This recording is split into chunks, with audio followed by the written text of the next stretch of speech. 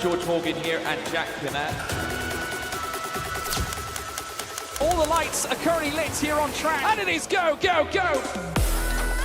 Contact between the Mercedes teammates. Denoso with a crafty manoeuvre up the inside. Masterclass from the Chilean. Crucial championship points on offer here. Shootout countdown, Danny Beresne. Longe has done the job. This is for the win between these two. Freddie Rasmussen wins the United States Grand Prix. Alfie Butcher wins for the first time ever. Lucas Blakely takes the championship. It's Barry Foreman. Jarno Opmeer is your champion.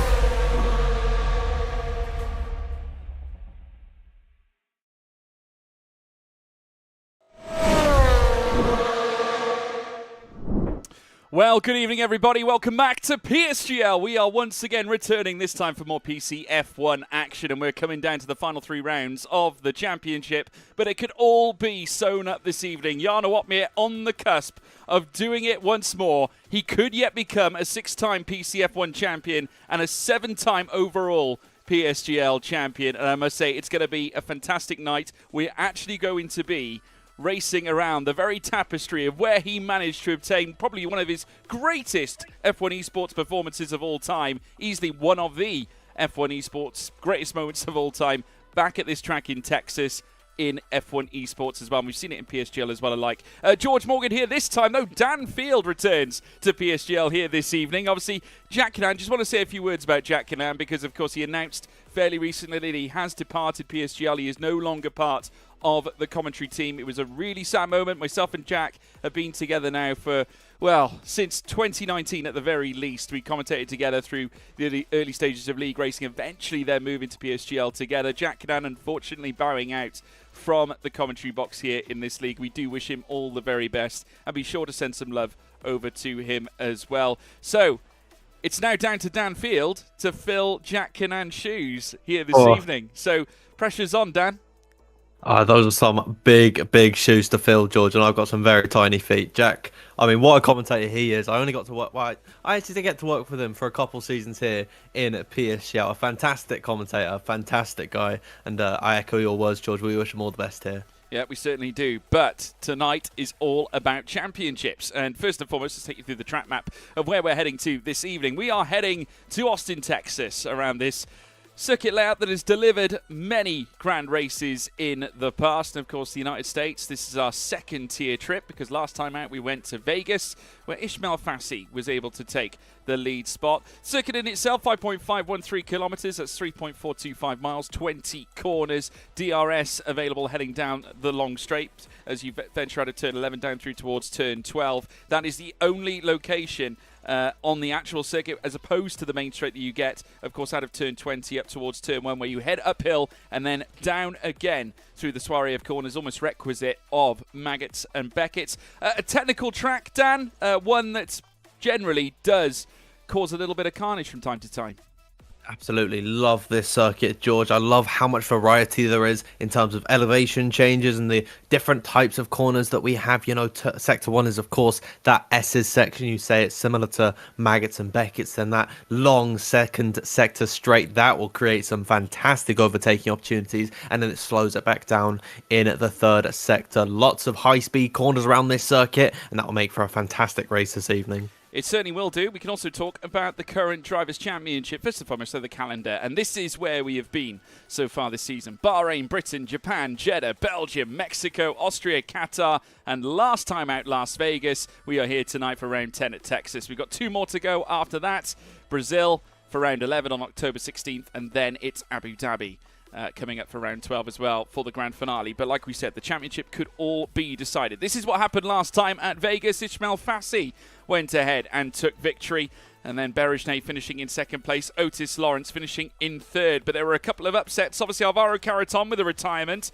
Not only that, too, we've got to talk about Thomas Ronhaar and his upset through the course of that race. Tom Manley, who came into it second in the championship. It didn't look too good for him after that, though, however. And, of course, Brendan Lee not having a great time either. At the end of the day, Jarno Opmeer, who actually got caught in a double stack, incidentally managed to crawl all the way from the back of the grid right up back to P7, which was absolutely sensational. And, of course, managed then to just position himself behind Longe, scoring important points ahead of those that were also in the title fight. And they, of course, failing to score as well, the likes of Lee, Manley, as well as a few others as well. But nevertheless, we're going to be in for another fantastic night here this evening. Here is how the standings look. Jan Watmir on top on 89 points. 59 points back then is Danny Berejne. So in between them stands 30 points. Tom Manley in third place on 56, with Brendan Lee now down in fourth, who has been pretty much the runner-up contender right through the course of this season. Lost out last time out after that disappointing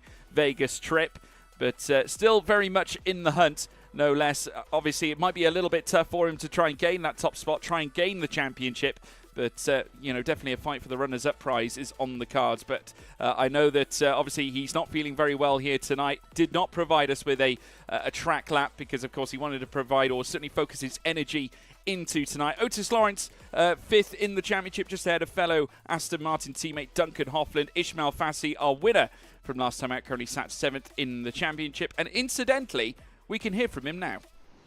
Hi guys, Ishmael Fahssi here. Well, my first victory in PSGL has been confirmed. I've won the Las Vegas Grand Prix, which I'm extremely proud and happy about it. And for tonight's race in Kota, I feel quite confident. I think I can be up there in the podium, maybe win again, back-to-back wins, hopefully. I don't want to jinx myself too much, but I feel extremely quick around this track, so if there's a chance of winning again a race, I will give my best, and hopefully we can manage to, I don't know, maybe try to be up there in the championship battle. So yeah, nothing more to add. I will see you at 8 PM, well 7 PM UK actually. So yeah, bye bye. Well, that's the artist Ishmael Fahssi, everybody. Just waiting now for the session to load up. There it is. We're currently in the midst of Q1. So yeah, talking about the championship, Ishmael Fahssi also talking about his own run in the title fight. Obviously a win out of the equation, I would say, at this time for Ishmael Fahssi, but it's been impressive. Win at Vegas, though, I'm sure will definitely go down as one of his favourite moments of the season. Will have to be his favourite moment of the season so far. Very tough to win around there from a certain aspect because, of course, it's a lottery heading around a track like that with long straights that can very easily send you. Well, we were 8 wide at one point near enough at one stage, which was truly unreal. Heading down that boulevard, it's exceptionally wide in terms of track space. But tonight, they're going to be faced with similar things. I mean, not necessarily the same impetus in terms of the street circuit, as we watch Brendan taking a very interesting line heading around the outside of the circuit. It carries different challenges here, Dan. And, we do have wide sections. Like I said, the run out of turn 11 down towards turn 12. DRS is available. And then you've got a heavy braking zone at turn 12. Absolutely. I think at peak speed, you're about 200 miles per hour heading into the braking zone, and you've got to get that down to 60. So it is incredibly imperative for these guys. They get their line absolutely perfect. And when it comes to race time, and if we see similar stuff like we saw in Vegas with everyone stacked up trying to get the DRS, we could see potentially 3, maybe 4 wide down into that corner. So there could be some carnage come race time. Brendan Lee is giving a very interesting outline of the circuit. He'll pull. Is he going to pull into the pits? He's eyeing it up. There it is. Back into the pit lane is Brendan Lee. George, it looked a little bit wet. Oh, not wet, but it looked a lot more overcast than it did just before at the beginning of this session, about 5 minutes ago. Now, it seems like the clouds appear to be clearing up, but I wouldn't be too sure just yet, as we've seen a few drivers on the intermediate tyres. Yeah, I think, to be honest with you, the intermediate tyres are just out for the installation runs that we generally see at the start of qualifying. I don't think they're going to cause nothing untoward, especially here in quali. It's overcast here in Wales, incidentally, folks. Obviously, I'm commentating from home here in the mountains, and I can tell you, it is very overcast. It has been all day. In fact, we had a small leak appear in our house earlier on this morning that I had to go and sort out. But yeah, tremendous. Other cars out on track. Tamas Gal, the only driver to usher in a time on the door. Last time out, finished 13th, actually just outside the points. Obviously, probably would have expected a little more coming into this season. Quite far apart from his season's best performance back at Mexico, where he finished 4th on that occasion. Hasn't really finished inside the top 10 all that much. The only time aside from that, I think, since then, was incidentally the 2 races after, Austria and Qatar, where he finished 9th twice in succession. So more expected from Tamas Gal, no less, obviously representing the R8G squad, hence why he's driving for the Haas team at this stage. Obviously, we're still under the multiplayer car scenario here at this stage. And obviously, I did drop an explanation. I know a lot of people were confused and perhaps had a few questions as to why the multiplayer car is being used at the moment. Obviously, it's centered around the equal performance concerns around the, should we say, the real-life liveries that we witness out on track. Now, it's not about power output. Obviously, a lot of the concerns have been actually centered around the geometrical stance of the cars themselves. Some are bigger than others and therefore attribute differently at certain areas on track. Certain corners, they behave differently. So that is why the teams have suggested, they have turned around and said, listen, we want to race the multiplayer car. At the end of the day, they're preparing for F1 esports or F1 sim racing in terms of its world championship, and the multiplayer car is more in line with what they're using when they go racing in the major championship, essentially. So any setups they put together, any data they record through the course of PSGL, they want to make sure that it's going to be in line with what they're going to experience in F1 sim racing. So that's a brief explanation, and I hope it's not too confusing as well. The timer now ticking, 10 minutes and 45 down. Not a lot of activity, which means we can sort of chill and discuss about certain matters. Back onto the circuit side of things, where do you see the major overtaking points? I mean, obviously, no less, turn 12 is going to be one heading down the long DRS straight, but you get opportunities at turn 1 as well, don't you? Especially when you turn back on yourself. Absolutely. Turn number 1, because it's an uphill corner, George, it's a lot more forgiving when it comes to braking, so you can actually brake a bit later than you would normally expect to, and then not run the risk of locking up. And of course, it is so wide down into that corner. I think it might be the widest part of the circuit heading in towards that first turn. There's a multitude of different lines that the drivers can take to really maximize their efficiency in overtaking through there. So definitely turn number 1 is a place to keep your eye out for an overtake. Other places around the circuit, I know turn number 15, drivers do like to dive it up the inside there. It's that slow but long-winded left-handed corner in the third sector that could make some very interesting overtakes happen, although contact is very common down there. Yeah, no doubt. We got more movements as well in the pit lane. A couple of cars making their way out. In fact, it's the Ferrari of Barry Burramand, and I get the feeling that as well that Nicolas Longuet is going to be joining him too. So it's the 2 Ferrari representatives now making their way out onto the circuit in all scarlet red, and heading through the S's, like I said, requisite to the Maggots and Beckett section that you see at Silverstone as well. This circuit does have a bit of everything. It is a technical track, but also carries a lot of very fast main straights where DRS will be opened up, of course, obviously discussing turns 11 to turns 12, but you also have a brief run heading out of turn 18, turn 19 into turn 20, and then another home straight as well to take. We mentioned, of course, the elevation change heading uphill through turn 1 and then straight back down again. A roller coaster, that first sector. The second sector very much centered around the long straight and the latter stages of the S-Bends. But Barry Burramand, another driver that we haven't necessarily seen the best of this season. Of course, a former champion here in PSGL, beating back Thomas Ronhaar in that infamous final round, which was actually contested in the stewards' room. That is how the title was decided. It was actually taken off Thomas Ronhaar right at the bitter end and went the way of Barry Burramand, and incidentally became only our 3rd different champion so far in PSGL PCF1 history. Lucas Blakely, of course, the other one, also featuring here tonight. So all 3 champions are representing here tonight here in PSGL in the 3rd from last round. I mean, how many seasons have we had of PSGL here in PC? It's got to be around 6 or 7 at this point. There's only been 3 champions. They have been the 3 drivers who have really sort of staked their claim here in PSGL. And of course, the Flying Dutchman, Jarno Opmeer. What is it, 4 times on PC now? I think 5 if you count his PlayStation 1. I think I might even be mistaken in that. And he could make it another one tonight, George. He's 30 points clear at the top of the standings. You got to watch out for the Flying Dutchman. Well, I think you're not far wrong. It's a 6th time currently overall, and What? 5 times on PCF1 alone. So he will make it 6 times on PCF1 alone tonight if he does it, and then also it'll be 7 overall should he also obtain it as well. So it's going to be quite it's going to be quite the feat, I think, to achieve something like that. But obviously he needs to get through tonight first and foremost. But even if tonight doesn't pan out, he has another 2 rounds to lay claim to it. We're currently watching Barry Burrowman make his way through the 3rd sector now, coming out of 14 and into 15. And currently showing purple on the track map, though I'm registering a purple 2nd sector as it stands, but it has switched across to Shanaka Clay, who is now fastest in that middle sector. Great to see him back as well.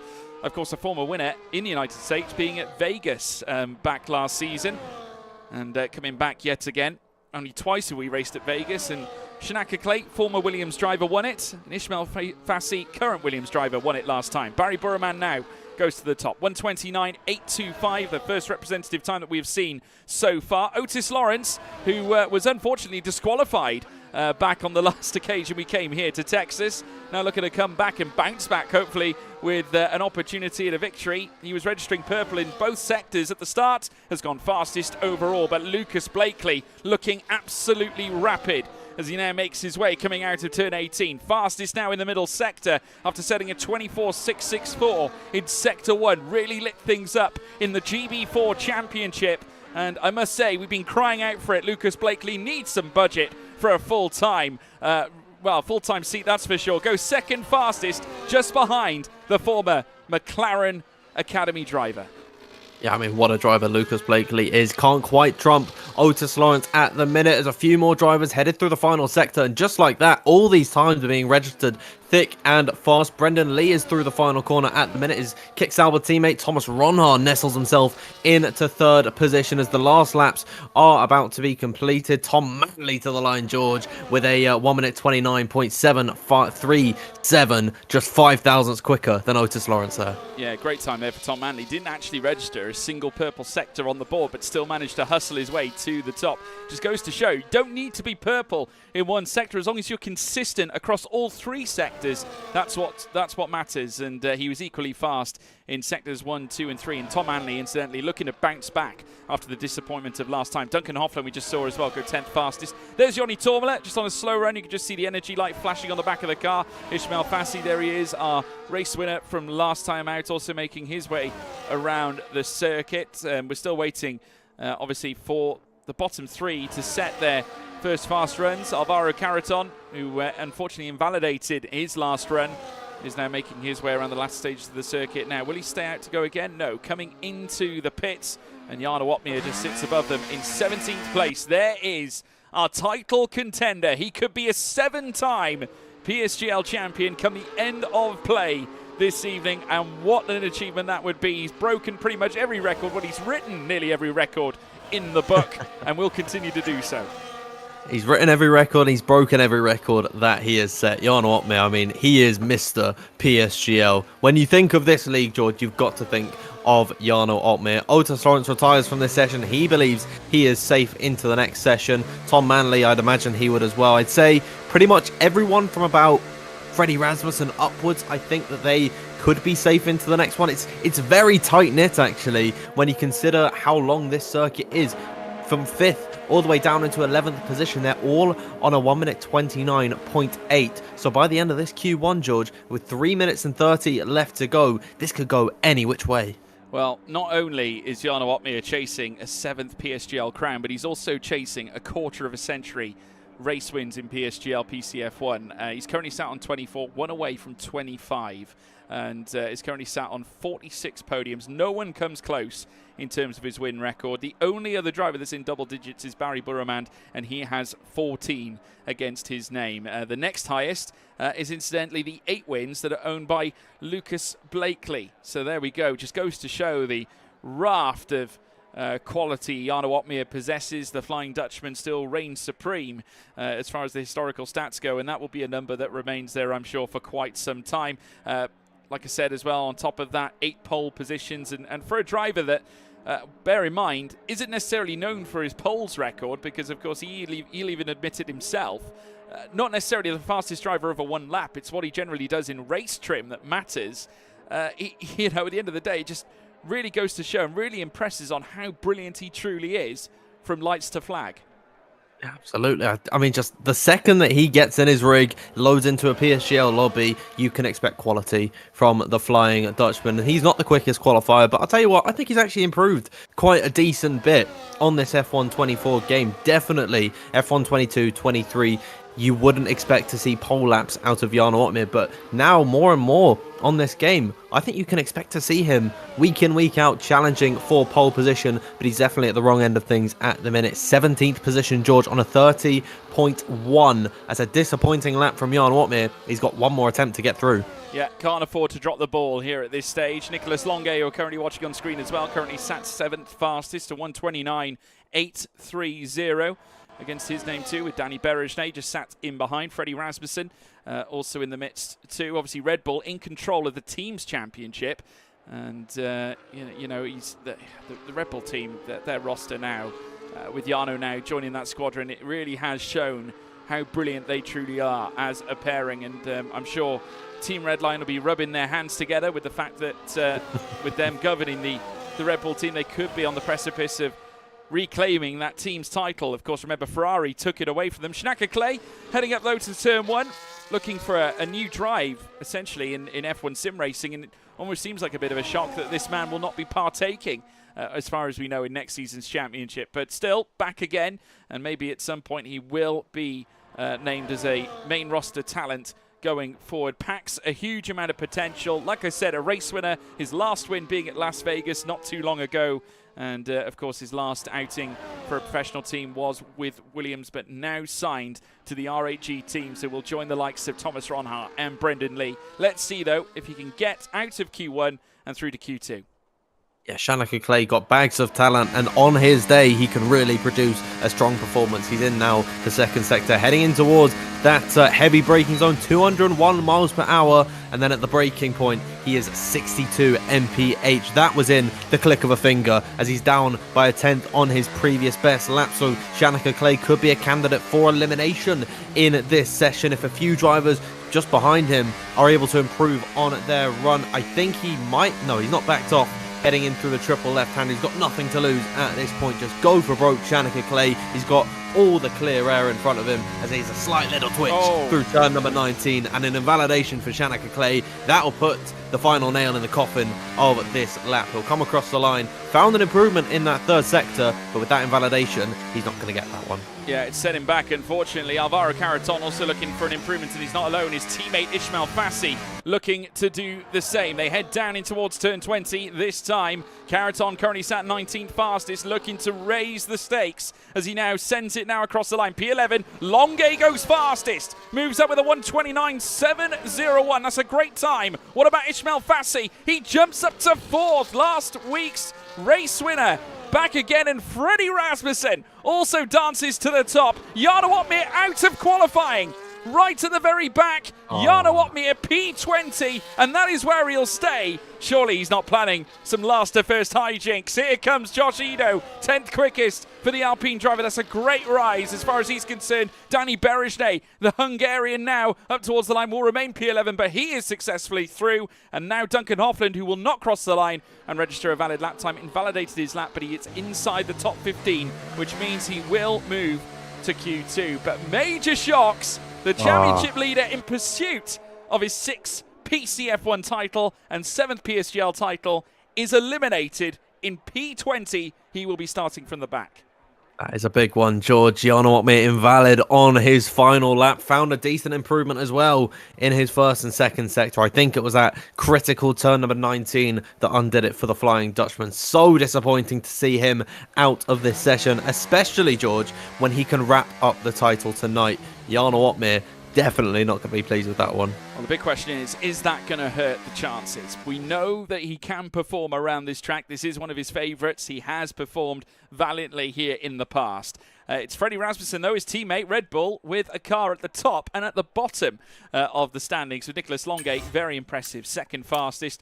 Tom Manley in 3rd. Otis Lawrence in 4th. We've got Ishmael Fahssi 5th. We've got Lucas Blakely 6th. Thomas Ronhart in 7th. Barry Burremand 8th. Alfie Butcher on his return, of course, representing the McLaren outfit in 9th. Edo 10th. Let's take a look at the eliminations. Clay, Benham, Gal, Tormala, and Jarno Opmeer all out here in Q1. Few shocks there, I would say, Dan. Obviously, Shanaka Clay being one of them. Jake Benham also out as well. So you've got the former teammates, both Jarno Opmeer and Jake Benham, out of qualifying altogether. Quite the shock. But we move on. I think Williams will breathe a sigh of relief. Obviously, Alvaro Caraton just getting up there enough. Obviously, managing to qualify P14 in that last session. And Ishmael Fahssi, I must say, impressive. Actually lit up a purple middle sector. So he has not lost an inch of what brought him to the dance last week. The pressure was on for Ishmael Fahssi there. Last, without a lap time on the board, heading into that final lap there. The pressure was on for him to get that lap absolutely perfect, and he nailed it to seal himself into the next session. And now Williams, they could breathe a sigh of relief for now, but Q2, George, this is the killer. I say it every single time. There's only 10 spots in Q3, but normally there's about 12, 13, maybe 14 drivers worthy of fighting for pole. Well, and Caraton can't afford to be in that bottom end this time around. He cannot afford to qualify the same place as he did in previous. But then also there's other names to factor in as well. Obviously, we got the likes of Lucas Blakely, Brendan Lee, Thomas Ronard, Nicholas Longue, quite a raft of big names that are in the fight. Great to see Alfie Butcher back, by the way. Obviously, we've got to talk about him because one of the fastest rising stars in F1 sim racing right now, winner of F1 Esports Challenges, came to the foray in F1 Esports, drove for the Haas team, and both he and Ulas Yildirim worked like clockwork. They worked together. One of the displays, I would say, of the championship was Austria, as far as they're concerned, because they played it perfectly. Ulas Yildirim back in the pack-up, allowed Alfie Butcher to carry on through. The strategy was perfect, and obviously, no question, Butcher's pace also sensational. Well worthy of that McLaren drive, and he's stepping into some pretty hefty shoes, because essentially moving in, you know, obviously it was an instant response we felt to the Otis Lawrence departure, who has now since joined Aston Martin. I mean, those are two major young names there, Dan.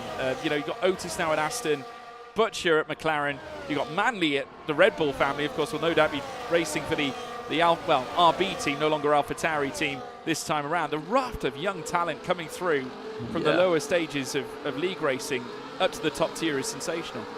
Absolutely, and these stories of these guys who just raced on console, I think all three of the names you mentioned there, George, they were part of the Xbox fold back in their day, and it gives a glimmer of inspiration, a glimmer of hope to these young drivers maybe watching the stream now, watching their live streams over on Twitch, and giving them that hope that they could one day be in the position of Alfie Butcher, Tom Manley and Otis Lawrence. And it is the circle that keeps on giving in F1 Esports. And Alfie Butcher, Tom Manley, Otis, they all continue to be the spearheads of the next generation of F1 Esports. Well, young Otis Lawrence has just taken the purple first sector. Istvan Pukki, though, will be the first driver to cross the line to register a valid lap time here in qualifying for Q2, as he now bursts down towards down the long straight and towards turn 12 very shortly, where he'll then meet the very technical final sector where I call it the hexagonal bends. It's a very interesting segment where you meet turn 16, 17 and 18 before heading into the final double left-handers. Pukki looking very strong still. Otis holding all the cards with a purple first sector, but it's Pukki now currently with the purple second and has not forfeited it. And Otis Lawrence hasn't managed to claim it either. Ishmael Fahssi is invalidated from his lap time, so he will not be registering a fast run in these opening stages. Let's see, though, where Istvan Pukki sits. Like I said, purple in that middle sector. This could easily be a top time to kick things off. Bear in mind, some of these drivers are going to be using used tyres. Pukki, no doubt, is a 1:30.422. Let's keep our eyes peeled on young Otis Lawrence, who's about to cross the line. Rasmussen sets a 30.5. Otis sets a 30.6, just behind Josh Ido, who goes third fastest. I think everyone's on a new set of tyres here. A few more names coming through the final sector, one of them being Danny Berger. I think a few drivers either invalidated or darted back into the pit lane. We'll see what the Hungarian can do as he heads through the final corners. Now the lead driver at Mercedes since the departure of Jarno Opmeer. He'll pull it back into the pit lane. No worries, as this was a used set of tyres, I think, for everyone on the grid. Only 7 laps on the board, but still just about 11 minutes to go in this session. Yeah, approximately half the grid setting laps, the other half not. So we've got Barry Burraman, Nicholas Longue, both Ferraris yet to usher in their first times. Of course, many of them not even leaving the pit lane for their first runs. Those included are Alfie Butcher, Tom Manley, as well as Barry Burraman And, well, Danny Berejne did venture outwards, but unfortunately didn't have an easy run. Ishmail Fahssi invalidated his run as well, which is just watching the drivers now making their way through the final stages, and very shortly they'll make their way back in. So we'll see them back out, I'm sure, and it's another chance then for the drivers that are starting, well, currently staged in P8 down to P15 to get at least their first flying runs under their belt. But Istvan Pukki with a 1:30.422 holds on to the top spot. 9 minutes and 55 to go here in Q2. Plenty of time, and no doubt they'll be taking the U sets of tyres off, and it'll be fresh tyres on the cars to get us back underway. Now in the next 2 minutes or so, we're going to start to see drivers filter back onto the circuit on a fresh set of tyres, and we can really see these guys unlock their full potential. A 30.4 is a far cry from the quickest time that we saw in Q1. It would have been probably the slowest time in Q1. So yeah, a lot of potential left to be had for these guys. Already drivers headed backing out onto the circuit, and the Ferraris seem to be the early risers here. Nicolas Longuet this time out, George, is the first one out on circuit, closely followed behind by Barry Burmand and Danny Berejne. All three of these guys without a lap time on the board, eager to get out early. Yeah, certainly are. So it is just these three for now, but there are more starting to exit, including Lucas Blakely. And we're seeing also some further movements. Alfie Butcher making his way back out onto the track as well. So obviously, lots to talk about in terms of the title. Now, we were talking about permutations not too long ago. Now, the way I look at it, obviously with points available, maximum you can obtain is, of course, 18 points a round. So in the final two races, essentially, you're looking at 36 points maximum that you can obtain so far. If Jarno Opmeer obviously outscores a few tonight, obviously, as long as he levies himself higher than a 36-point gap, then he will be well and truly clear of those. Now, the gap between he and the drivers behind currently stacks. Of course, he's got 88 to his name, and it's, of course, 58 for Danny Berejne. So that pretty much puts it at 30 points difference between the two so far. Now, if that stretches beyond 36, if he outscores Danny Berejne beyond 36 before the final stages of this race, if he finishes the race clear by that margin, then he will win the title here tonight. Yeah, so it's a good opportunity, George, for Jarno Opmeer to win the championship here this evening. But starting from 20th on the grid, it is going to be very, very difficult for the Flying Dutchman to actually secure it this evening. I don't think he's going to have many worries about losing the championship at this point of the season, with just 3 races left to go and being 30 points clear at the very top. But certainly today, he might have to put the celebrations on hold. Yeah, no, absolutely. Obviously, he's not going to be thinking of that right now. It's all about just getting the cars over the line first and foremost. Getting qualifying out the way as well is a very urgent matter. Of course, a few drivers struggling with that so far, so they can't afford to worry about the other things that are up against, well, certainly not necessarily in their hands, at least for now. Already the purple sector's flying in. Barry Burman with a personal best, as you'd expect, currently registering a 24.6 in the first sector, though Nicolas Longuet, incidentally, has gone fastest of anybody in Sector 1. Just had it, though, I believe, ripped away from him by the man in P9, Tom Manley. So again, like I said, the young talent started to come to the furore as we watch Longuet coming through the very tricky final sector. He's got his teammates in tow as well. Barry Burman closing up to the back. 35.641 in that middle sector gives Longuet the purple middle sector, as well as they now fly through the hexagonal curves, through the trio of bends as well, through this next right, and then straight away into the next left, and then flying down towards turn 20. Let's see where Longuet can sit. Remember, was one of the top 2 in Q1.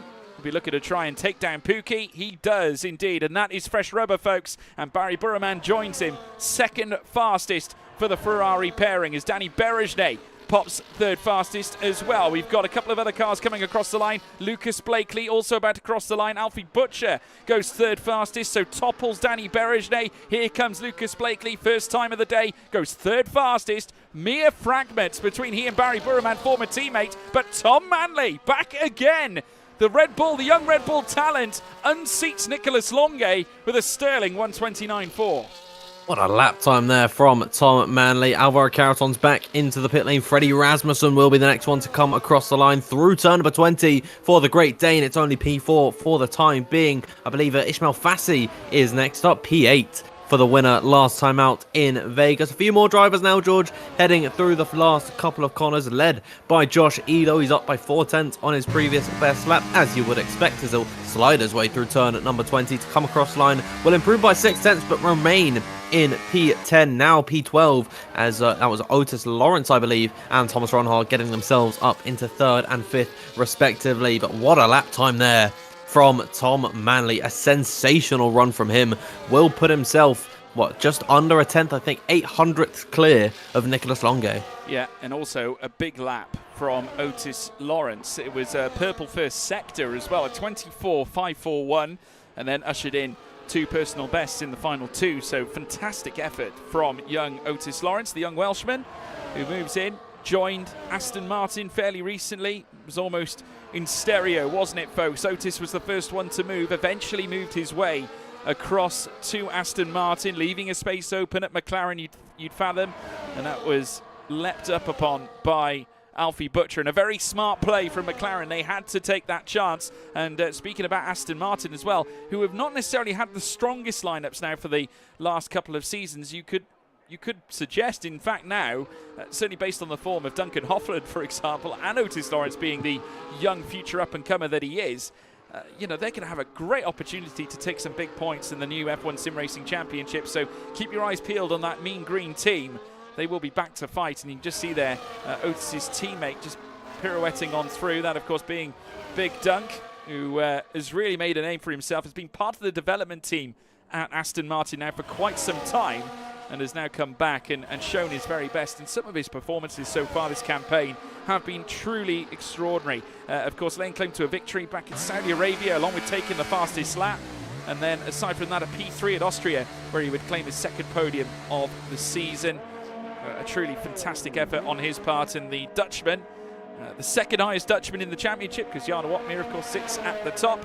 And he's just behind his teammate Otis Lawrence. So you could argue that if we want to talk pairings, Aston Martin, not too far away from one of the best. Absolutely. I think they're very close from grabbing that brass ring, which will really elevate them into the upper echelons, around that Red Bull team and that Ferrari team. I think the potential of Otis Lawrence and Duncan Hoffland as a duo is sky high, especially Otis. I was honestly quite surprised to see McLaren didn't do everything to keep Otis Lawrence under wraps, and it was a fantastic move from Aston Martin to pick up Otis Lawrence, and surely alongside Duncan Hoffland and with the experience carried by Fabrizio Donoso at Aston Martin, they are a formidable team. They could make some big waves heading into the next season of F1 Sim Racing. Yeah, they absolutely could. And obviously watch this space, folks, when you've got the likes of Otis Lawrence, when you've got the likes of Alfie Butcher, Tom Manley as well. Wow, what a future we have in store for F1 Sim Racing and League Racing at the highest level. These are going to be the drivers that we talk about in the same vein as maybe your Andrea Kimi Antonelli's that we're going to be seeing coming to the forefront in the official world of F1. And I've had the privilege of commentating on the likes of Andrea Kimi Antonelli as well. I'm very excited about watching him take part in F1 next season. So if he's anything like he has been in junior formulas, we're going to be in for a real treat. But 1 minute and 45 to go here in Q2, and it's all down to this. Ishmael Fahssi, P10. He is currently on the bubble. Danny Berejnet as well further back, looking to try and jump into the top 10. And not forgetting the likes of Duncan Hoffland, Josh Edo, Brendan Lee, Alvaro Caraton, still yet to field a lap time. Some big names down there, Dan. Absolutely, and this is going back to what I said earlier about how there's normally like 12, 13, 14, I'd say all 15 of these guys, honestly, I could see fighting for pole position at the end of this session, but there's only 10 spots in Q3. Alfie Butcher is the first one to start his final lap. Barry Burremand is also right behind him. His teammate Nicholas Longe, interestingly enough, George, retires from this session, although Tom Manley on a 1 minute 29.466, he's also out on circuit. So I wonder what the decision is for the Frenchman there. Well, I'll tell you what, underlining the determination to extract his very best for riding on board with Barry Burremand, who went full lock coming into turn 1, as you'd expect, and showing no signs of letting go of that throttle at all coming through the middle coming through into the middle sector out of the first sector, and now down in towards the left-hander at turn 11. This is when he'll light things up. Once again, keeping that nose pointed right into the apex, opening up that throttle once again as he now bursts down the long straight. The rear wing will open up, I'm sure. He's chasing after, at the moment, Alfie Butcher, who currently is going to be registering the next lap on the board. 15 seconds to go. These will be the final runs here in Q2. As we now watch the drivers make their way around, Alfie Butcher, like I said, will be the first to usher his time in now. That middle sector was a 35.714. That is not the best middle sector we have seen. We've seen times around the 35.6s, in fact, as well. They have been generally the more OP laps, and I must say as well, Istvan Pukki set a 35.640, which was the purple middle sector. So Butcher could yet be in trouble, but maybe not. Second fastest, grand display from him as well. Danny Berejnay currently has the purple middle sector. He's flying around this track as well. Lucas Blakely also making his way around the final couple of bends. Personal best in the first and second, looking really strong on his exit coming out of turn 20. Let's see where he goes as he now comes across the line. Not enough for an improvement. 1 iota. As now 10th fastest goes Danny Berejnay. That purple middle sector did not save him. Where's Freddie Rasmussen? He's coming through the final couple of bends. Invalidates. My God, that could be crucial. We've got a string of cars further down that are looking to improve. Who's going to take it all away? We've got Alvaro Carreton. He's bowed out as well. He's not going to improve. What about Josh Ito? He's coming out of turn 20. Can he move Freddie Rasmussen down? Not quite. It's 10th fastest for Josh Ito. And what about Big Dunk? Duncan Hoffland right on the edge, nearly losing it over the white lines. Coming out of turn 20, he will go. Brendan Lee currently sat P14 as well. Here comes Hoffland. He goes 6th fastest. Unbelievable. Duncan Hoffland right at the very death. Unseats Josh Ito.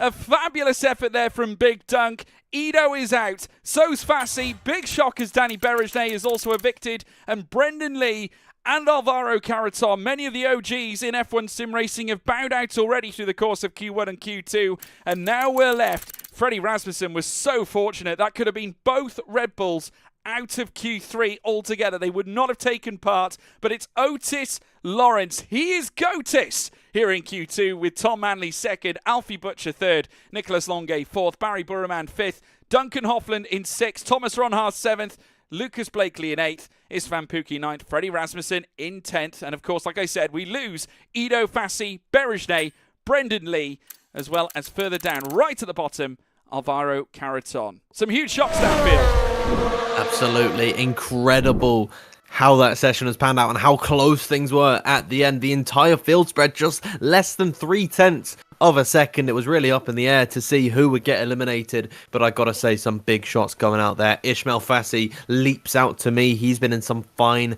form recently, not just here in PSGL but in other leagues as well. Ishmail Fahssi has been fantastic, and to see him eliminated in Q2 in, 12th position for him, he'll be gutted with that performance. It's a double departure for Williams as well. Both drivers now out, will not be partaking in Q3 at all. So huge shocks as far as they're concerned. The timer is now ticking here in Q3, so the drivers will be making their way out for their final runs in qualifying. But let us know, folks. We want to hear from you at home. Who do you think is going to take pole here in tonight's race? Of course, we've got Rasmussen, Pukki, Butcher, Manley. We can move across and see what the activity is like out on track. It's relatively quiet. Like I said, light up that live chat. Q3, 12 minutes and counting. Freddie Rasmussen, Istvan Pukki, Alfie Butcher, Tom Manley, Barry Burman, Duncan Hoffland, Nicholas Longuet, Otis Lawrence, Lucas Blakely and Thomas Ronhaar. Let us know as well. Like I said, live chat. Keep us posted as to who you think is going to be laying claim to a pole position this campaign. You never know, we might get someone totally new once again so far this campaign. There's been a few drivers that have yet to lay claim to their first. Of course, Tom Manley being one of them. Yet to achieve a pole position aside from the 2 wins that he's already managed to obtain. So you never know. It could be his night. You know what? I'll go with Tom Manley then, just because you've mentioned it, George. I'll take Tom Manley for pole position with my personal prediction. I'm really excited to see how this session ends up because, again, I can imagine all 10 of these drivers taking pole position. It's really just put a name in a hat, pick it out, and that's probably your winner. Well, I'm pleased to say we've got a few here now that have registered theirs. Back on Track has come in with his predictions. He's gone with Lucas or Nicholas on pole, or Manley, Lee or Ronhaar. Now, that's pretty much half the grid. But Lee's out, so obviously he won't be going pole. We've got George DSQ, Dan P1, Via Shah, that's a ban for you. I'm with Dan, says Blake Ellenwood. What we got further back on track yet again, ushering in more predictions as well. Keep them coming, everybody. We want to hear from you. Keep us posted. Kailani Mai also saying Danfield win. And yeah, keep them coming, guys. We got Alfie Butcher says Tom the Teabag. Hello, Tom the Teabag. We got Otis Pole, big dunk race win. So we clearly have an Aston Martin fan there in Evan Nye. Imagine Jarno winning, says G Vanderpool. Could happen. He's done it before. What have we got further down here? Alfie said Hayes Vu as well. George DSQ, Dan P1 for Carlani, mate. Really appreciate that. Formula One Virtual, hello.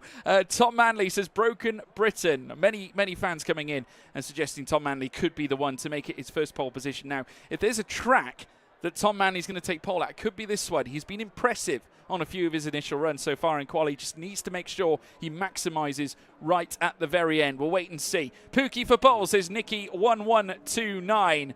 Philip Giro saying Jarno wins from P20. Imagine indeed. Barry's going to get it, says Senol 1992. Jarno Cook we're seeing as well. Thank you all so much for getting involved. We really appreciate it. Thank you guys so much. We're going to move ahead now to qualifying. It is the pole shootout as we now decide who's going to take it, and already making their way out on track. It's those two again, the Ferraris. It's Barry Burman, Nicholas Longuet, who are going to be taking us around for the initial runs here in Q3. Yeah, what a duo these two are, Barry Burman and Nicholas Longuet. Of course, the reigning teams championship holders in F1 sim racing, and you've got, I mean, you're not going to be a fool if you're predicting them to take it once again in the upcoming season. And of course, they like to come out very, very early in this qualifying session. I wonder what the call is for them there. Of course, no slipstream is allowed here. And of course, with the ghosted cars as well, the slipstream won't be broken at all on this F1 game. So those two going to be the first ones to take to the circuit. They're closely followed behind Otis Lawrence, who we've of course alluded to in this session, George. He's had a fantastic run of things in Q1 and Q2, and you definitely got to put his name forward for pole position. Those three, I think they're the ones to watch right at the front of the order. Yeah, well, this is a huge opportunity for Ferrari, and again, Aston Martin with two drivers in Q3. This is a phenomenal turn of foot here for them. Of course, Duncan Hoffland pulling off a clutch lap come the end of Q2 and managing to put himself right in the middle of the dance floor ahead of Q3. And Otis Lawrence, who once again, brilliant, utterly brilliant in qualifying. What a bold future he could have. Barry Burman crossing the line to get things underway. They were right on board with the rapidly fast Iranian as he climbs uphill in towards turn 1. He'll then descend downhill once more, taking a trip in towards turn 2. We'll have our eyes peeled up at the sector times as well, folks, and give you as much detail as we can as to who's fast and who isn't. But Barry lighting things up, coming through turns 3, 4, 5 and 6, and now into sector 2 he will go, a 24.607 to kick things off here in the opening stages of Q3. No doubt he's going to be laying claim to those fresh soft tyres to get the session started as he now flies down in towards turn 11 and then raises the throttle once more and then pushes it straight back down on the run down through towards turn 12. We'll open up that DRS once more. And the Scarlet Red Ferrari that be hoping he can send to the top, and hopefully, in his case, like they did in F1 Sim Racing on multiple occasions, both he and Nicholas Longuet, you never know, it could be a lockout up at the front. Barry, though, taking a very aggressive line through turn 12, now through the middle sector, well, out of the middle sector into the third. He comes through turn 13, 14, and now turn 15 as well, very shortly, where he'll then meet the triple corners of 16, 17, and 18. At this stage, though, he is not the fastest car out on track. Nicholas Longuet has gone purple in that middle sector. He's just had it taken away, though, by Lucas Blakely. Here comes now Barry Burman, a 24.607 in Sector 1, a 35.656 in Sector 2. It's a 129.5 to get us started. Here comes Nicholas Longuet to jump his teammate, looking very fast already at the get-go, but Otis Lawrence once again goes fastest, but all eyes now on Lucas Blakely, purple in that middle sector. He took it away from Nicholas Longuet. Can he join the 129.4s? He'll join the 129.3s. Blakely currently provisional pole.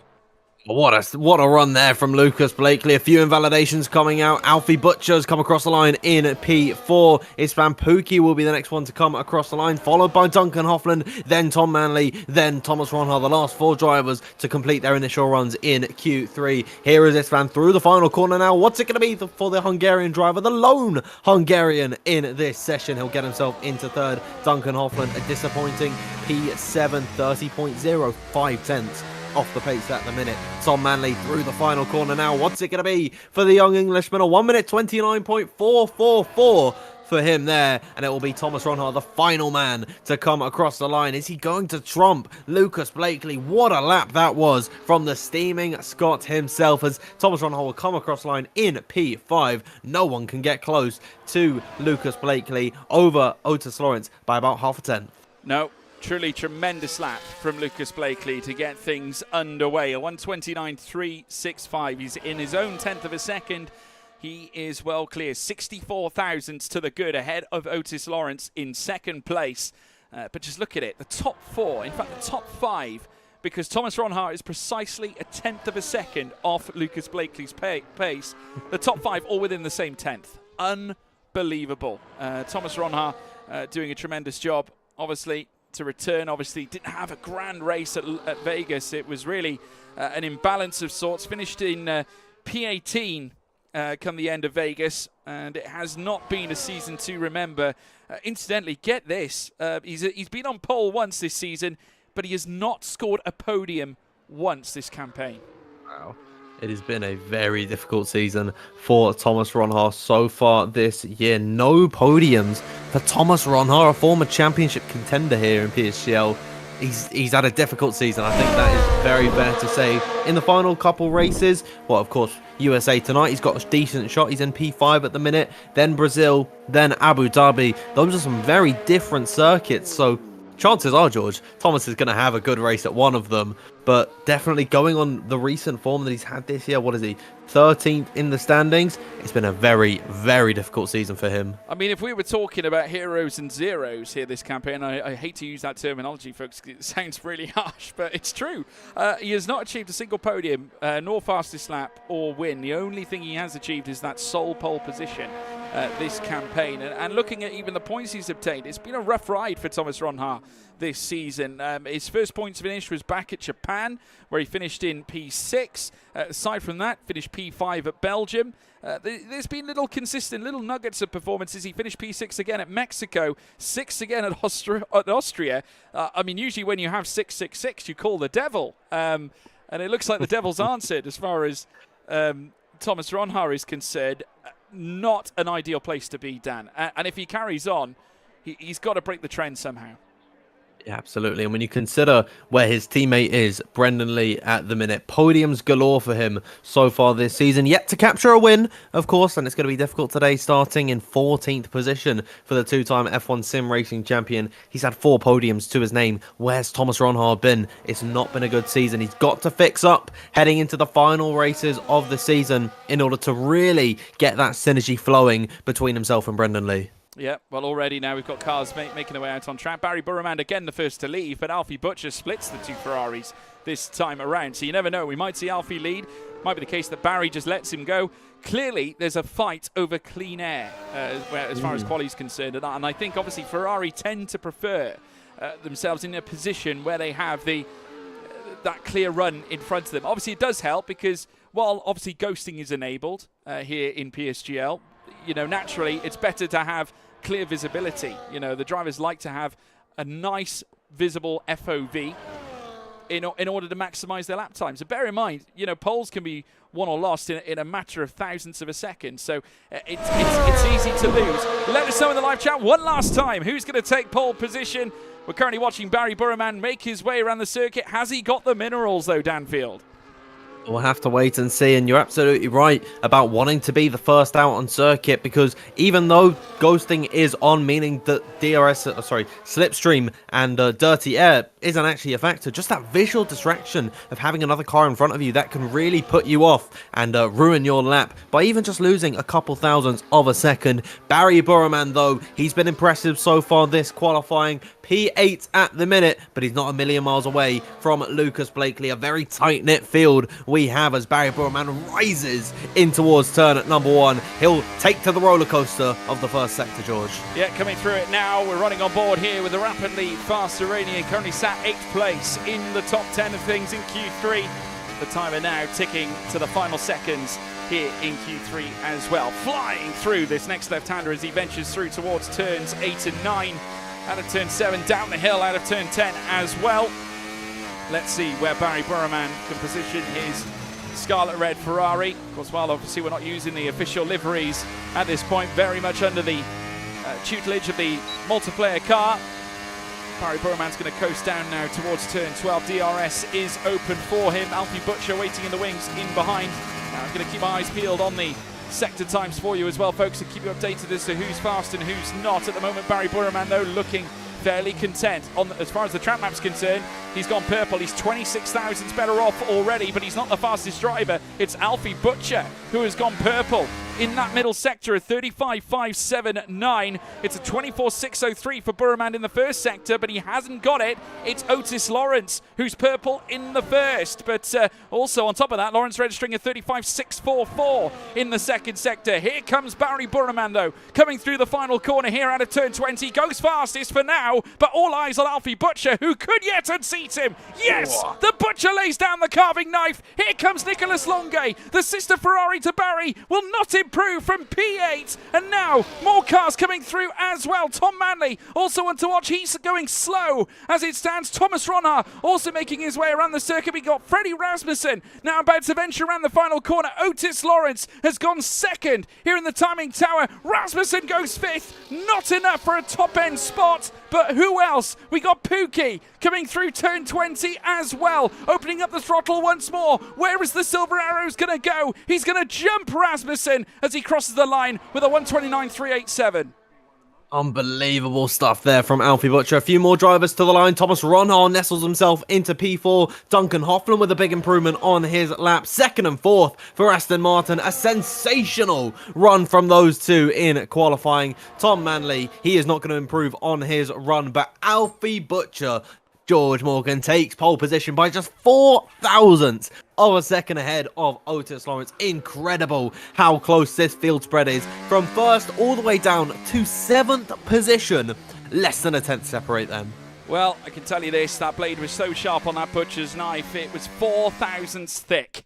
It was so fine, and it got him pole position. Alfie Butcher is on top. Otis Lawrence in second. The two young stars that have risen to the top, they rise once more here out of Q3. It's Barry Burman on the second row in third, joined by Duncan Hoffland. Aston Martin with a car apiece on the front and second row of the grid. That is sensational. Thomas Ronhart in 5th. Lucas Blakely in 6th. Svan Pookie in 7th place, with Freddie Rasmussen in 8th. Tom Manley in 9th. And Nicholas Longue starts P10, just over 2/10 of a second from top to bottom. Truly amazing, phenomenal efforts. What a qualifying session. Hope you all enjoy that, folks. We will be right back just after a small, I promise you, a small commercial break. We'll be right back.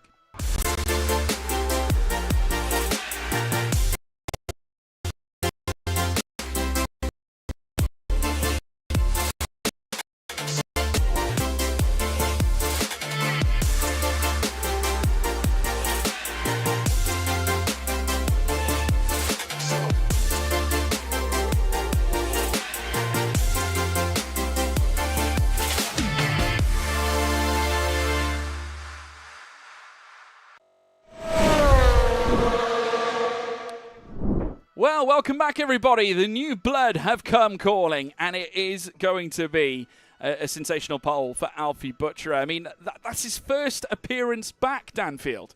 His first appearance back since moving to McLaren. Clearly something is working. I mean, we know how brilliant he is. He was sensational when he was at Haas, but to lay claim to that pole position is just absolutely extraordinary. And then on top of that, I think that is another new pole sitter this season. I haven't counted them up yet, but, you know, Alfie making a statement. Yeah, Alfie Butcher, I mean, he has not lost a step since coming back. He's had a multitude of issues, I think computer issues, and he went away on holiday at some point when he was able to race. So Alfie Butcher, I mean, coming back. He is in already that peak form that we have gotten so used to in recent, I guess in the recent seasons of PSGL and of course F1 sim racing. Alfie Butcher, I mean, what a qualifying that was from him, but he only finally got it ahead of Otis Lawrence, and I think it is very fair to say the future is now. The top 4 littered with these new blood drivers of, you know, Alfie Butcher, Otis Lawrence, and one of my favourite names, Duncan Hoffland in P4. We've been hyping up Aston Martin, George, throughout the entirety of qualifying. 2nd and 4th in Q3. Sensational run from them. Yeah, absolutely. I think just running the numbers, that's our 8th different pole sitter this season. Bear in mind, this is round 10. So there we have it. So that's 8 different pole sitters in 10 rounds of racing here in PSGL. What a statement. That's very nearly a different pole sitter per round. Amazing. It just goes to show how competitive this league truly is. So you never know. Could be a chance here for Alfie Butcher, not just to come back. First appearance here in PSGL on the F124 game since moving across from Haas to McLaren. He's got a different place of work. He's now moved to the MTC. He's wearing the papaya shade as opposed to the familiar white and black that the Haas team wear. And now he's looking like he's on the precipice of now achieving some really phenomenal results. I mean, again, a win here would just no doubt solidify his position as definitely one of the up-and-coming talents of the future. I mean, not that he hasn't done that already through the course of F1 sim racing, Dan. Yeah, absolutely. Of course, I'm really hoping that he can buck the familiar trend that we've seen where pole sitters don't tend to become race winners, but it can happen. So hoping for the best, keeping both of my fingers crossed on both hands that Alfie Butcher is able to take victory today. And I mean, there's so many different options you can go for. I'm so excited to get this race underway. And when you think of the names that are starting further back down the order as well, George, there's some big names there. Ishmail Fahssi starting in 12th position. I think the main one is Jarno Opmeer down in 20th position, George. Starting this race at the very back, he's got nothing to lose. And around a circuit where overtaking is very, very amplified, I think that this race could go any which way. It definitely can. Let's just go through a quick reminder of how the standings look coming into tonight, folks, because, of course, that is the talking point right now. 89 points is the gap between Jarno Opmeer and Danny Berejnet. 30 points is the split. Remember, when we arrive to the final 2 rounds, it's 18 points around maximum you can score. Bear in mind, taking into account the fastest lap and pole position. So that's 36 in total heading into the final 2 rounds. Remember, the gap is 30. If the golf proceeds higher than 6 points between Jarno and Berejnet, if Jarno outscores him more than 6, then he should be crowned champion. I mean, what a sensational opportunity. But at the same time, Dan, Jarno is starting from the back here at Texas. I guess it does help his case that Danny Berejnet also had a pretty difficult qualifying in his own right. I think it's P11 that the Hungarian driver, the veteran, now the lead driver at Mercedes, he struggled in Q2, didn't make it into Q3. So that's some solace for Jarno Opmeer. And if anything happens down in towards turn number 1, incidents can be rife through there, you know, especially in that mid-pack where everyone bunches up. Who knows what could happen, honestly. Absolutely right. And let's take a look at the team standings as well. Obviously, Red Bull Racing with 114 coming into tonight. Obviously, Kick Sauber sat in 2nd place with Mercedes starting to climb the ladder as well. 67th place, 67 points in 3rd place with Jake Benham and Danny Berejnet, of course, representing the team in silver. And then, of course, VCarb down in 4th as well with Tom Manley and Declan Barrett, who have managed to accrue 61 points through the course of this campaign. Ferrari down in 5th. Quite the shock in terms of the team standings that Ferrari aren't higher up here, Dan, because they are the F1 Sim Racing Teams champions at this stage.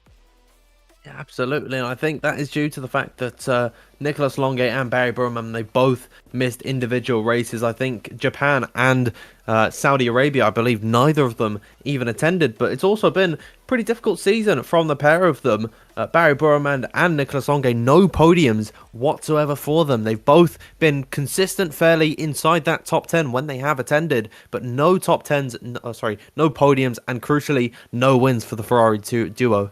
No, it's not been an easy season for them either, almost falling into the same trap that Thomas Ronha has fallen into so far. A little reminder as well as the races that are coming up. Obviously, we're here tonight at Texas for round 10, but we do still have round 11 and round 12 coming up for both Brazil and Abu Dhabi. Now, the dates might look a little bit different. Remember, we did take a week break in between Vegas and Qatar, I believe it was. Might have been between Austria and Qatar. I can't quite remember, but there was a week break taken, so the dates might differ. But just a reminder, obviously, the next 3 weeks, they will be essentially focused, or around the next 2 weeks anyway, will be focused around these final few tracks. Obviously, we're here tonight at Texas. Next week, we'll be at Brazil for round 11 for the penultimate round of the championship, and then the final round at Abu Dhabi for round 12. So definitely a lot at stake, but you never know. Jarno Wotmir could be crowned a champion come the end of play here tonight. And maybe, you never know, whilst obviously I have been reading that there has been an error on Jarno's part in terms of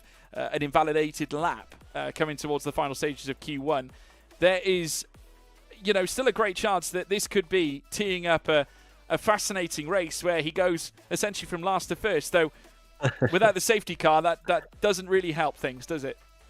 No, you just got to think of the YouTube title, think of the revenue that's going to come from the clips. I'll be watching and then it. I would definitely be watching that video over and over again. It could be an overtaking masterclass from Jarno Wotmir. This circuit does highly promote overtaking. Turn number 1 and turn number 12. Those are the two crucial zones, George, we've got to watch out for. Yeah, a little reminder as well of the track that we're heading to tonight. Obviously, we just witnessed it in qualifying, but we're heading Austin, Texas, United States Grand Prix territory, 5.513 kilometers in length, 2 DRS zones. Of course, the first of them coming down the long straight out of turn 20 in towards turn 1. And not forgetting turns 11 to turns 12, where you can also open up the DRS down the very wide long straight through to the heavy braking zone coming out of turn 12 as well. A roller coaster circuit that has everything. And oh my goodness me, as the session loads up, the rain is falling. It's Jarno Wotmir territory, Danfield. He's a master in the rain. This is perfect for the Flying Dutchman. I think wasn't his masterclass race that he had around this circuit in PSGL a few seasons ago, wasn't that in the wet weather conditions? I'm quite fearful now, George.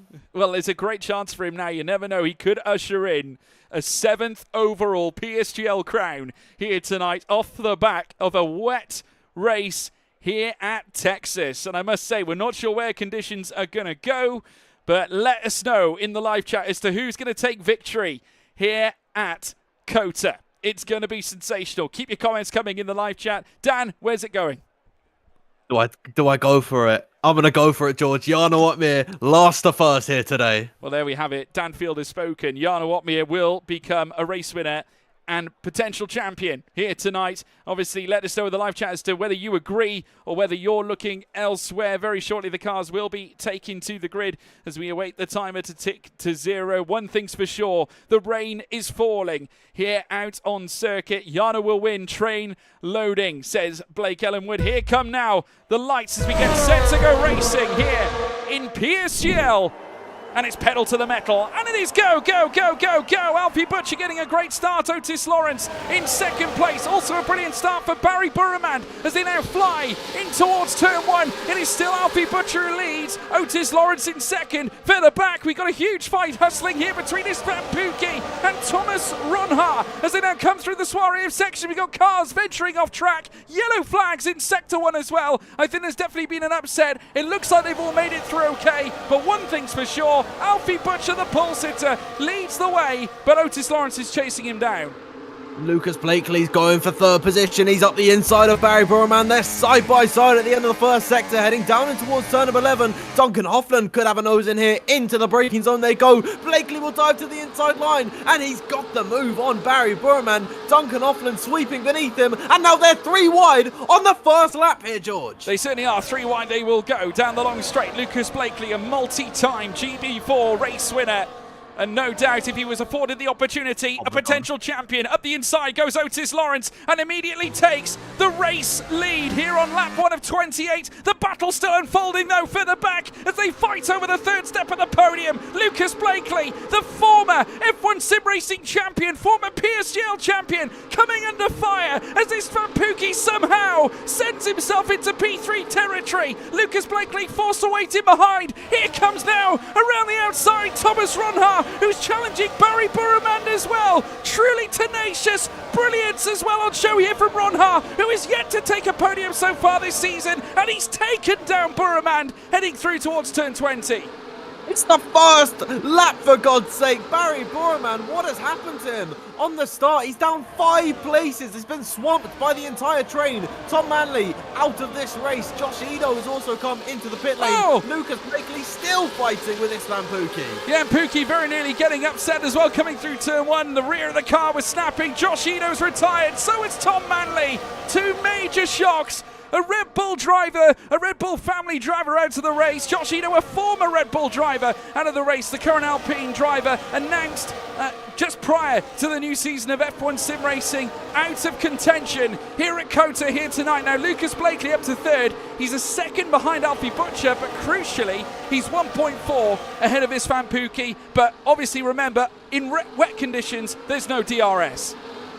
Unbelievable, of course, no DRS at the beginning of lap number 2, and I think all that battling has really hurt their chances for fighting for the lead. What an opportunistic move from Isvan Pookie, George. He made it 4 wide down that straight after Lucas, Barry and Duncan all had a terrible run through turn number 11. It was Isvan Pookie to take advantage, get himself into 3rd. Of course, he's since been overtaken by Lucas Blakely, and now coming under pressure from Big Dunk and Thomas Ronhard, 2 Dutch drivers following in the Hungarians' wheel tracks. Well, it looks like now Jarno Opme is trying to challenge former teammate Jake Benham. Up the inside now comes the Flying Dutchman as he looks to now move up the order. Didn't actually, after all the chaos, Jarno not managing to move up in terms of on-track manoeuvres. Obviously, remember, Ido and Mandy retiring, hence the places went his way, but he's just managed to take his first and has taken down young Jake Benham. So now Opme sits in 17th and now chases after Joni Tormler as they now round the final corner. Otis Lawrence retaking the race lead away from Alfie Butcher this time around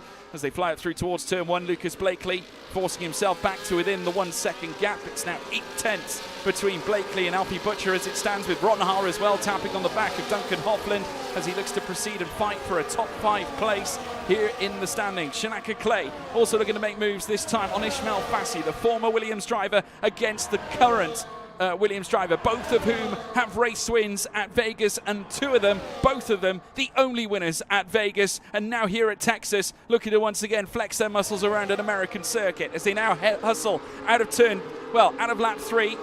Very soon they'll meet the halfway point, and they'll then venture down through towards turn 11 here on this current lap down the long straight. No DRS, remember, under these rain-soaked conditions that we're witnessing out there so far. It is still at the head of the field, Otis Lawrence, Aston Martin, in a really good position with a driver up at the top and one in P5. Absolutely, and Duncan Hoffman, he's definitely going to be feeling frustration as he's under fire from Thomas Ronhard down the inside and towards turn at number 12, and the 2 Dutchmen will swap positions, although Duncan Hoffman looking to go back around the outside of his fellow countryman, not able to do it in towards turn number 13 or 14. So Thomas Ronhard gets that move clean, and now he will want to move on ahead of Isvan Pookie as soon as possible, George, because Lucas Blakely, he's been able to catch up to the top 2, but Isvan has continued to lose time. Now 2.2 seconds to the rear of Lucas Blakely. It is in Thomas's and the rest of the train's interest to get through on Isvan Pookie. Yeah, just to talk about some of the drivers that have made those key places, Lucas Blakely in this lap has just landed 2 purple sectors, and he's just nestled in the fastest lap of the race as well, as they now climb uphill towards turn 1.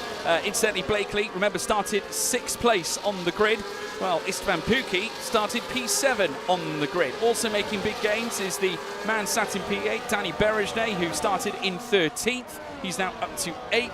And of course, in other news, Shanaka Clay starting 16th up to 12th, so gaining 4 places, but naturally they'll need to gain a lot more to be in contest for points and also maybe even the big prizes up on the top steps of the podium. Lap 4 of 28, it's still Otis Lawrence in control and in charge. Alfie Butcher 5/10, just beyond 5/10, just in behind, just happy to nestle in and wait for his opportunity, with Lucas Blakely in third as well, who's managed to fight his way back to within a second, and now back to nearly within 0.5 of a second, and is clear of Pookie by 2.3. That is a hellacious gap there between those two, and Blakely, I would say, looking like a force to be reckoned with. In his last lap, he was 0.4 faster than both Otis Lawrence and Alfie Butcher. Absolutely. Lucas Blakely, he appears to be the fastest man out on circuit. There's a slight battle going down for 14th position. Tamas Gallard's through on Nicholas Longe, still side by side as they enter the third sector. It seems like elsewhere on circuit, battles tend to have subsided at this point, as both Ferraris looking to move backwards actually, as Longe loses that spot, and now Caraton is applying the pressure to Barry Burman. It's been a great start for Alvaro Caraton as well, starting 15th in this race, George, now up to 10th and challenging Barry Burman, really harassing the rear of the Ferrari for 9th place. Yeah, and remember, Ishmael Fahssi having a better qualifying session than Caraton did during the course of their Q1 ventures as well. I mean, Caraton was unfortunate to lose out as well, unfortunately qualifying P15, but has come back. You know, he is obviously one of the more experienced drivers out on circuit that has competed at the highest level. Been part of the PSGL Championship now for near enough the entirety of the PCF1 in its history. Of course, we look back to season 27, where he was also essentially a title contender, and has got plenty of good numbers and stats underneath his belt. Obviously, in his own right alone this season, one podium against his name. If you remember that truly tremendous first round back at Bahrain, it was a P3 and a P4 in succession for the Williams team. They finished in stereo around the Sakhir circuit. And if we want to take a look at the historical stats in definite, 12 podiums Alvaro Caraton's managed to usher in so far in his PSGL career, with 2 of them being race wins, Dan. Absolutely, Alvaro Caraton, he's been around for a very, very long time. He's got lots of experience under his belt, been a part of the F1 Esports Series since about 2018, I think he entered in. As Otis Lawrence, he remains in the lead of this Grand Prix, he's now got a new challenger in behind him. Lucas Blakely has got through on Alfie Butcher. Further back behind, Thomas Ronha has finally cleared Islam Pookie. Both of those moves being made in towards turn at number 12, already proving to be that hot spot for overtakes that we have alluded to so far in this stream. Lucas Blakely, once again proving to be the fastest man out on circuit. He can now take the challenge to Otis. Well, I can tell you we are currently going to be under deluge conditions for the foreseeable, at least for the next 15 minutes, but it's set to reduce in half an hour's time, according to my data. Now, whether that's going to necessarily play a factor towards the bitter end, it does eventually turn dry according to my weather radar, but no guarantees, folks, that we will see it during the course of this race. Otis Lawrence, though, still in control and holding on to that lead advantage, but Lucas Blakely's pace has been unbelievable, truthfully unbelievable. His obviously, whilst he doesn't hold the fastest lap so far, that is afforded to Otis Lawrence here at this stage. In fact, sorry, it is Lucas Blakely with the 1:44.044 who holds the fastest lap so far.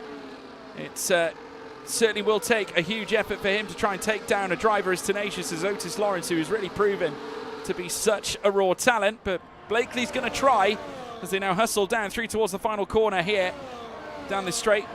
As coming through towards turn 12 again, defensive there from Otis, but a move up the inside there from Lucas Blakely. Sold the dummy as they now look to come out, but just the leverage on show from Otis Lawrence as he manages to, or at least tries to, take down the McLaren that sits in P1 right now. Side by side they'll stay, coming in towards the left-hander. Inside line will favour Otis to a degree, but it just seems to me that the rear tyre's working better on Lucas Blakely's car, and that will afford him to take the race lead away from the Welshman here on lap 6 of 28. Fantastic battle between Blakely and Otis as they now proceed to make their way in towards turn 20.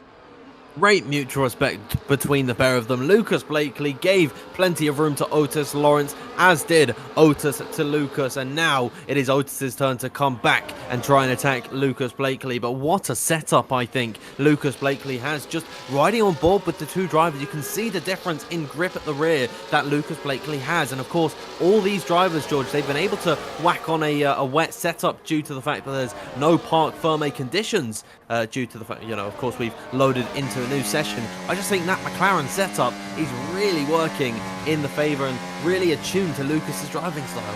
Yeah, I think it definitely is. Lucas Blakely currently careering, holding on to the lead as it stands, but obviously Otis is not going to let him go. And, another driver that's not letting anything go is Freddie Rasmussen, who's trying to chase after Duncan Hoffland. We now watch him head down towards turn 11.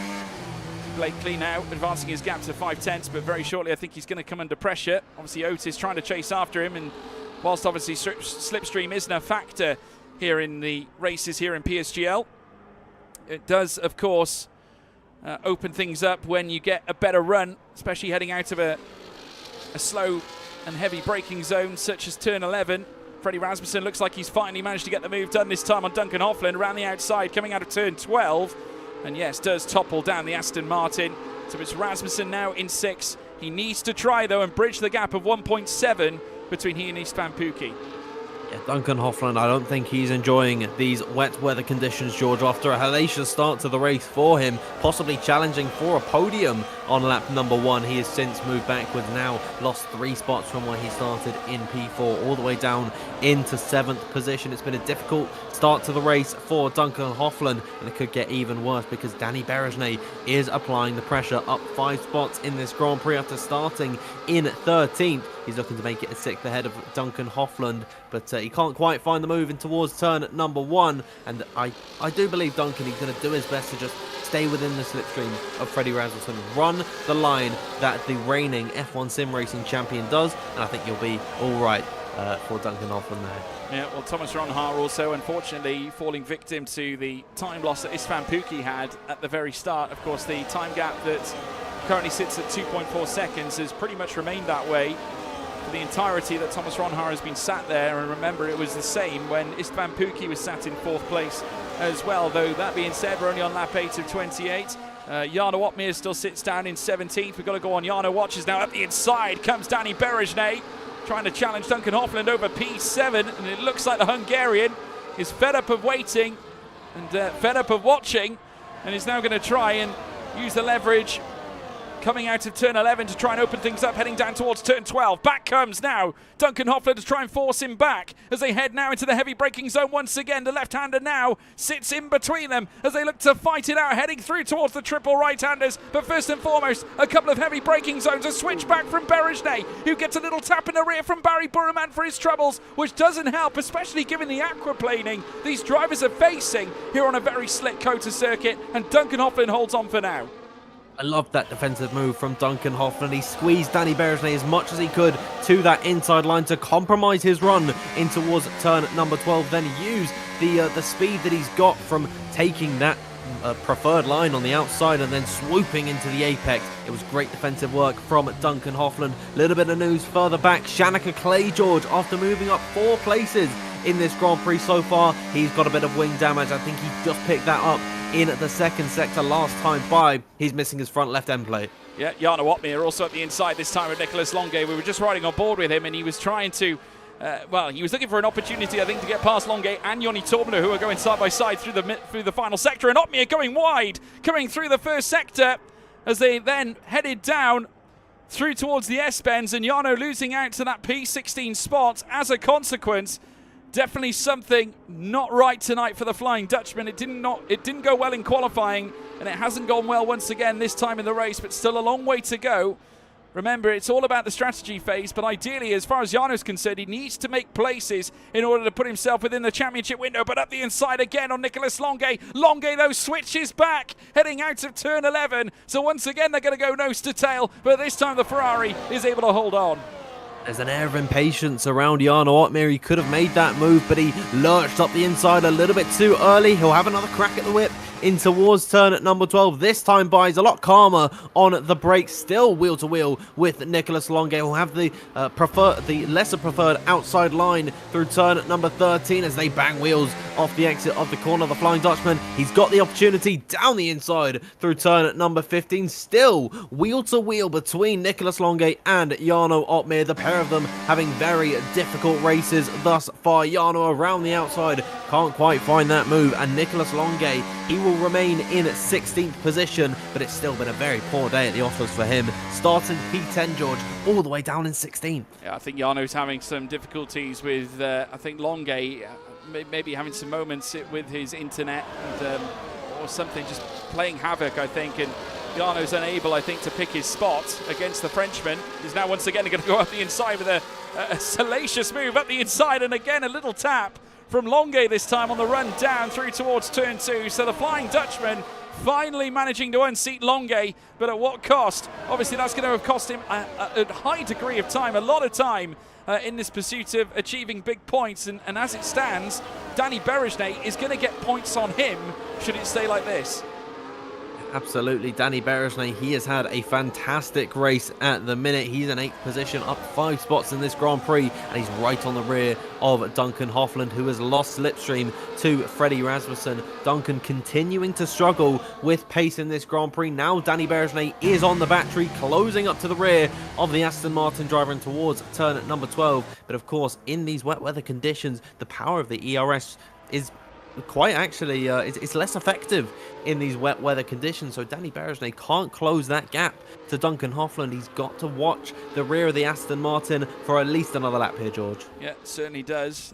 So Berejnay forced to wait, forced to be patient, and Hofland now very nearly beyond a second behind Freddie Rasmussen. Still the battle continues up at the top end as well between the top 3 drivers. Tamas Gal, though, moving past Brendan Lee, and of course those are 2 RAG drivers, but a big mistake from Tamas Gal, had a huge tank slapper, and again touching wheels with Brendan Lee, and Lee now managing to find the leverage to come out into P13. What a moment. I tell you what, Tamas Gal did a great job of holding on. Tamas Gal though in the pits here, Dan. Shanaka Clay actually Shanaka Clay, yeah. Yeah, it makes sense for Shanaka to be the first one in, maybe looking to get that front wing replaced. It's been a difficult day for him after such a good start. Really unfortunate to get that wing damage. It's another set of the intermediates strapped on to the Haas car, and indeed a front wing being plastered onto him. Yeah, now leaving the pit box, fresh tyres and a fresh front wing, so that will give him some pace, but needed to do this in order to at least allow it to play a part in his strategy. Now, it'll be interesting to see how Shanaka, you know, at this point, it definitely, you get the vibe, obviously, with Shanaka here at this stage. He's gone for that early pit. He tried to make it work with the strategy. Obviously, he was losing places hand over fist. It now places higher emphasis, Dan, on him trying to extract every little bit of delta he can, given the fact that, obviously, he needs to try and make places, needs to try and reinforce that same pace he had at the very start prior to the wing damage. And time is of the essence. Bear in mind, many of the drivers might look to respond to Shanaka's pit stop. And I do wonder as well, are drivers going to perhaps try and take it a majority of the way? Are they going to perhaps try and do what they did at Silverstone and try and get the compound all the way to the end? That could be very dangerous. I mean, 28 laps around this circuit, it can be very difficult to get the car all the way to the finish without a puncture. And I think Shanaka Clay, he's going to be very grateful to be in some clear air running at the minute. He'll be gaining time to the train, but of course, with that extended pit stop, due to the fact that he got his front wing replaced already, he is on the back foot for the second stint. So he's using these laps as Danny Berejnay will dive into the pits, as does Ishmail Fahssi, as does Tamas Gal. And you're absolutely right, George. I believe these drivers responding to Shanaka Clay. Yeah, I think they have to. Obviously, they know that Shanaka's going to be immensely faster. We will take a look at his best lap, of course, when he crosses the line, to see if there's a huge gulf in time compared to those that are on the tyres that they started on at the very start. But leaving the pit lane now is Danny Berejnay, Ishmail Fahssi and Tamas Gal as they now head in towards turn 1. The Hungarian now 11.6 behind Jake Benham, but crucially enough, they come out ahead by around 2.4 seconds ahead of Shanaka Clay. So they've managed to cover off Clay's pit stop, but obviously emphasis now is on them to try and make hay while the sun shines. Obviously, if you pardon the pun, everybody, it is, of course, cascading down with rain at the moment, to see whether they can move higher and undercut those further up. Absolutely, Yoni Tormala, George. He is having a fantastic run at the minute. At the end of this, stint, he's now down the inside of Brendan Lee. Last time by, he made a move on Tamash Gal. Yoni Tormala up 8 spots in this race. Granted, there has been many drivers ahead of him that have pitted, and I've just picked up on something. Brendan Lee also has wing damage. I don't know where he picked that up. I didn't see him take that, but it's in the same spot that Shanika Clay had it, where it's his front left end plate missing on his kick Sauber car, and Brendan Lee will lose that spot in these higher downforce corners. And is it just me, George, but is this rain seeming to get a little bit heavier? It definitely is. In fact, we are going to be in the midst of this now. This is actually going to be the heaviest portion of rain we're going to be seeing. 91% is predicted on my weather telemetry system at this stage. Into the pits comes Alvaro Caraton and Freddie Rasmussen, so they're going to be jumping onto a fresh set of tyres as well, as we now watch the car still proceeding. Brendan Lee still persevering, deciding not to pit. I do wonder whether he sustained that, given the battle that he had with Tamish Gal not too long ago. Of course, Gal has also opted for a stop. He boxed around the same time Berejnay did, and Berejnay incidentally now moving on into 14th ahead of Ishmail Fahssi, who now comes out in 15th place. Berejnay on the tail of Freddie Rasmussen, who's only just left the pits. Danny Berejnay is going to have a little bit more heat in his tyres, and through this first sector you can see how much more aggressive he can be into this part of the circuit in comparison to Freddie Rasmussen. And in towards turn number 12, if Danny hooks up the run in the final part of this first sector, he could have an opportunity to go for the move on the reigning F1 Sim Racing champion. But for the time being, 4.5 tenths to the rear of the Great Dane. It doesn't seem likely that he'll want to go for the move, but Danny Berejnay, watch out for him in the latter portions of this race, because so far in the midsection of this Grand Prix, he looks to be one of the strongest contenders today. Yeah, I think at this point, given those that have boxed, I think it's definitely on the cards. They're going to have to come in for new tyres. Jana Watmere has managed to jump Brendan Lee as well, who, remember, has sustained that damage, and Nicolas Longuet is determined not to get stuck behind Lee's car, because he knows he's going to lose so much time as they come through the left-hander once more. And once again, Longuet under pressure. He's going to forfeit so much of a gap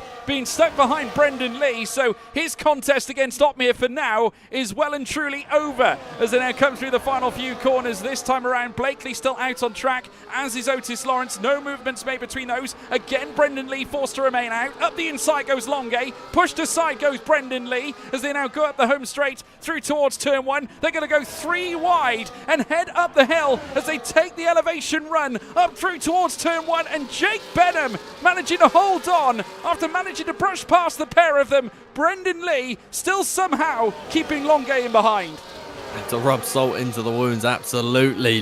Nicolas Longuet will be so frustrated that not only has he had to remain behind Brendan Lee, but Jake Benham was able to cruise on through. Frustration will be settling in to the Ferrari driver, because he's not been able to get that move despite such a gutsy attempt at an overtake. Turn number 11, I think the patience has run out for him. He's all over the rear of Brendan Lee, who's struggling in the parts where you really do need the downforce. Here he comes, Nicolas Longuet down the inside in towards turn number 11. Surely Brendan Lee's going to have to give this one up. They'll be wheel to wheel off the exit of the corner, and finally Nicolas Longuet has got through, but at what cost? He's now 8 tenths to the rear of Jake Benham, and he's about 2 seconds back from Jan Watmere, who, a man just a few laps ago he was scrapping it out with. Yeah, and now he's got Brendan Lee up the inside of him again. Lee is determined not to let this go. He's going around the outside once more, and this time now dodging to the inside. Brendan Lee swapping all over the back of the Scarlet Red Ferrari. He's going to go up the inside again as they come through the next left-hander once more. Brendan Lee, 2-time F1 Sim Racing champion, showing off all his skills, but into the pits comes 2 of our race leaders. Otis will now take the lead out on track. Blakely and Butcher, both of them now coming in for tyre stops. We'll see how that works out in comparison. We're basically at the halfway point of this Grand Prix. It's a pretty smart strategy to just cut the race down the middle. You're on the same set of tyres right towards the finish. Lucas Blakely and Alfie Butcher now with fresh tyres. Where will they emerge? It looks to be they'll maybe just be ahead, maybe behind of Freddie Rasmussen. They'll come out in the middle of the battle between Nicolas Longuet and Brendan Lee. And crucially here, George, Alfie Butcher caught behind Brendan Lee.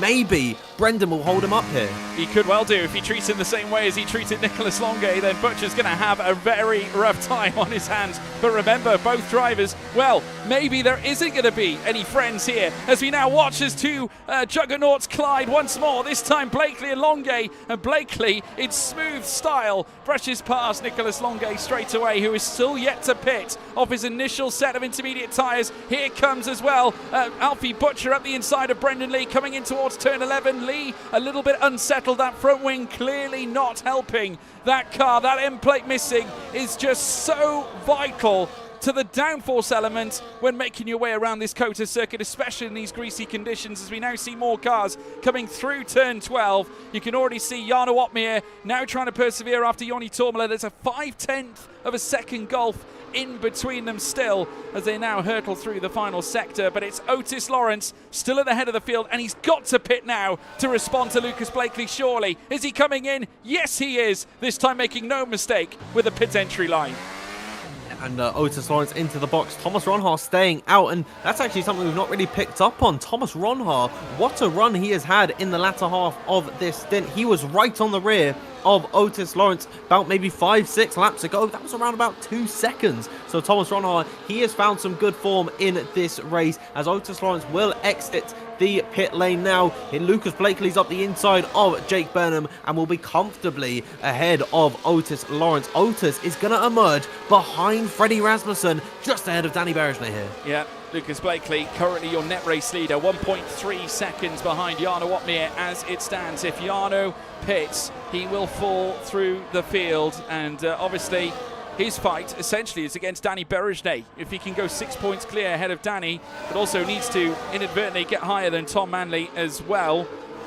There's just so many things to be concerned about, though Manley will not be improving because, of course, he retired at the very start of the race. So at least Tom Manley's not going to be a concern for Jarno Opmeer as it stands. Alfie Butcher up the inside straight away here on Jake Benham.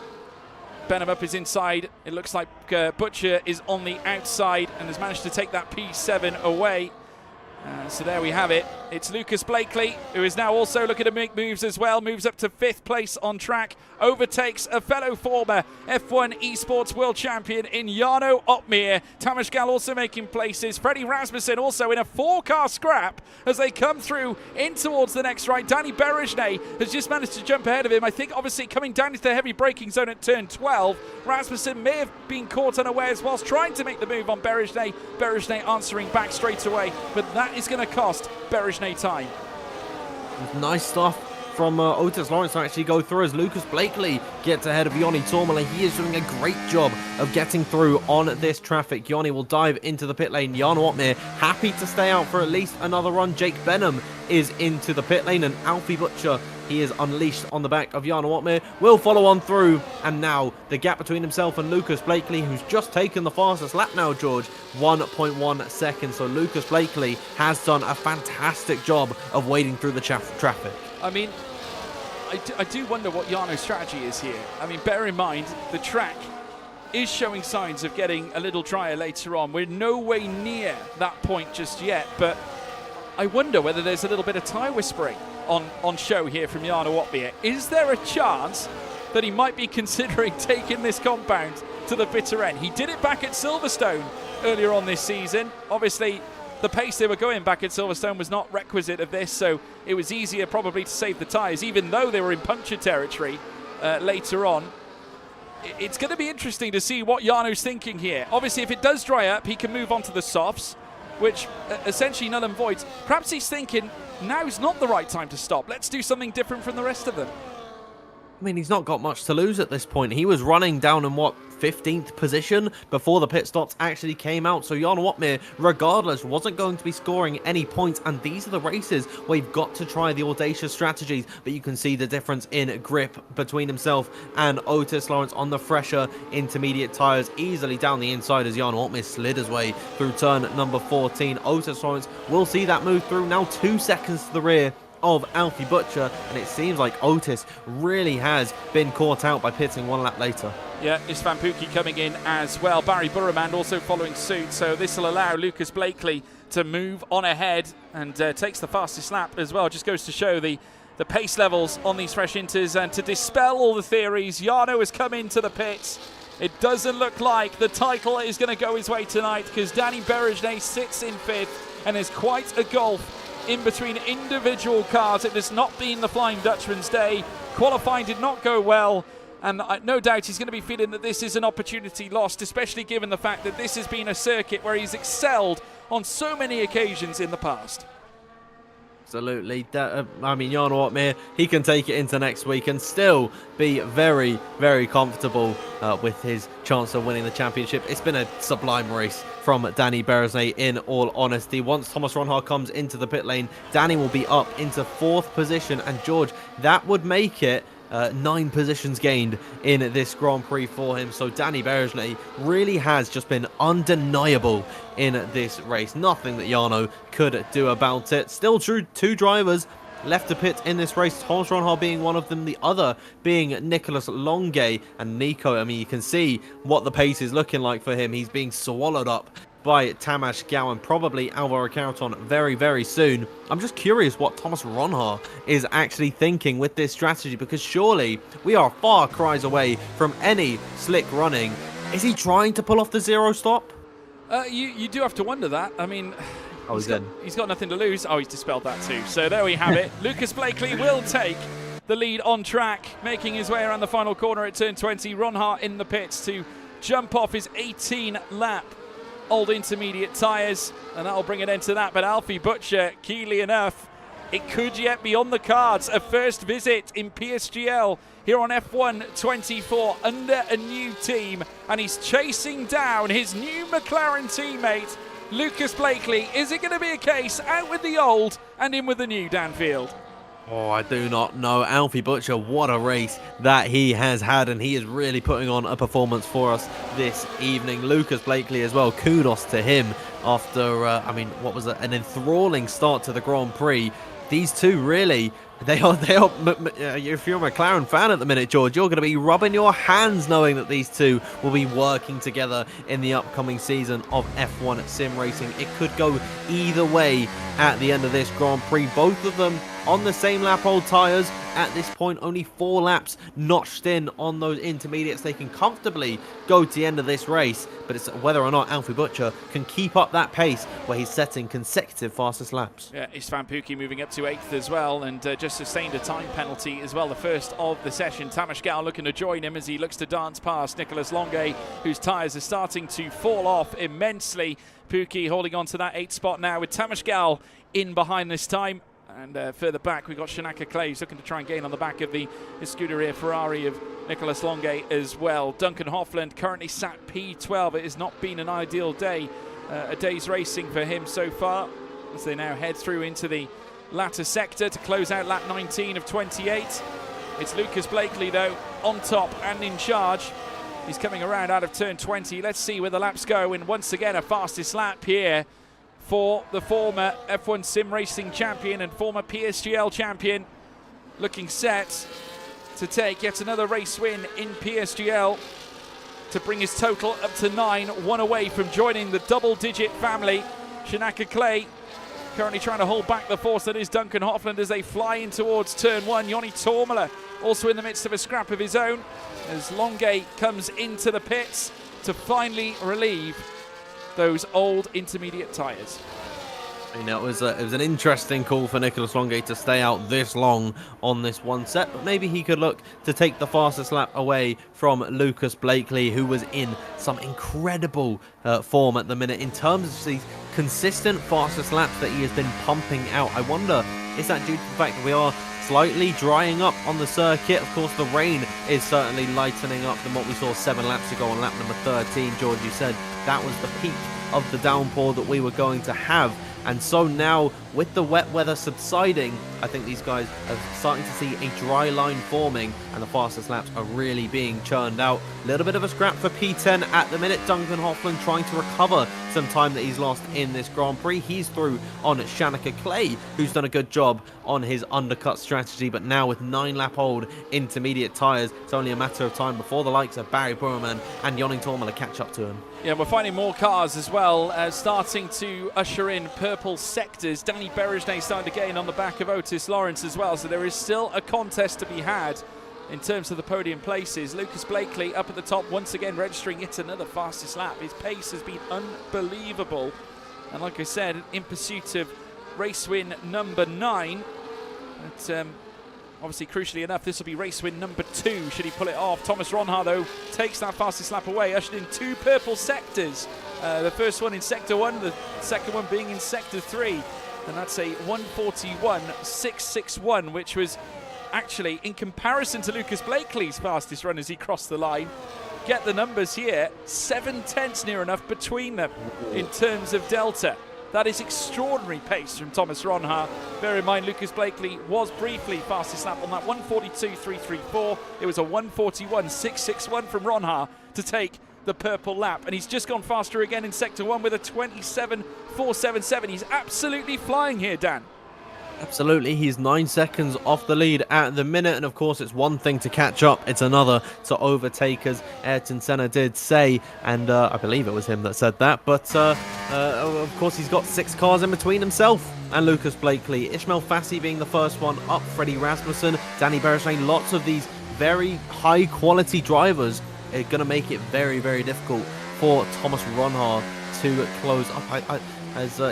They continue along on lap number 21. Here is Thomas Ronhaar down the inside of Ishmail Fahssi, and that is one picked off for him. Some great pace from the Dutchman, now 8.8 behind Lucas. Yeah, he's just gone purple in the middle sector as well. Nicolas Longuet has stolen the purple first sector away from Thomas Ronhaar, but Longuet's situation is looking a lot more dire at this point. 18th place and chasing after Brendan Lee, who's had his own problems. Remember, losing that wing end plate, which dropped him through the field. Thomas Ronhaar once again fastest for the 1:41.494. Yet again, another sensational lap.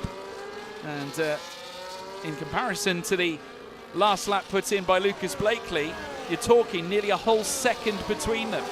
Unbelievable stuff from Thomas Ronhaar as they now come through the S section. Ronhaar obviously very keen to perhaps even have an opportunity to land a podium here. It's only 1.2 between he and Freddie Rasmussen. If we look at the lap times between he and the Great Dane, it's over 1.5 seconds difference, nearly 2 seconds between Ronhaar and Rasmussen's fastest time, and Ronhaar's gone purple again in the first sector.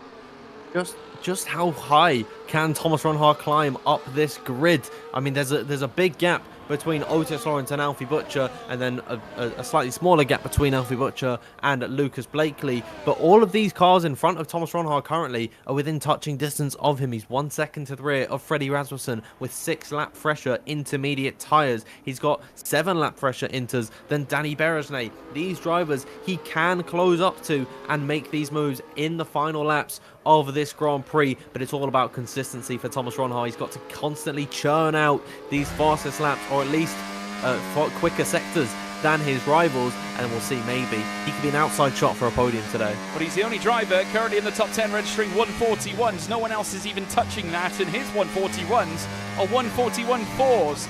The only other driver setting 141s is Nicolas Longuet. His last lap was a 141.694, but here comes Thomas Ronhaar again. Remember, purple in the first sector. He's gone and posted yet another fastest lap.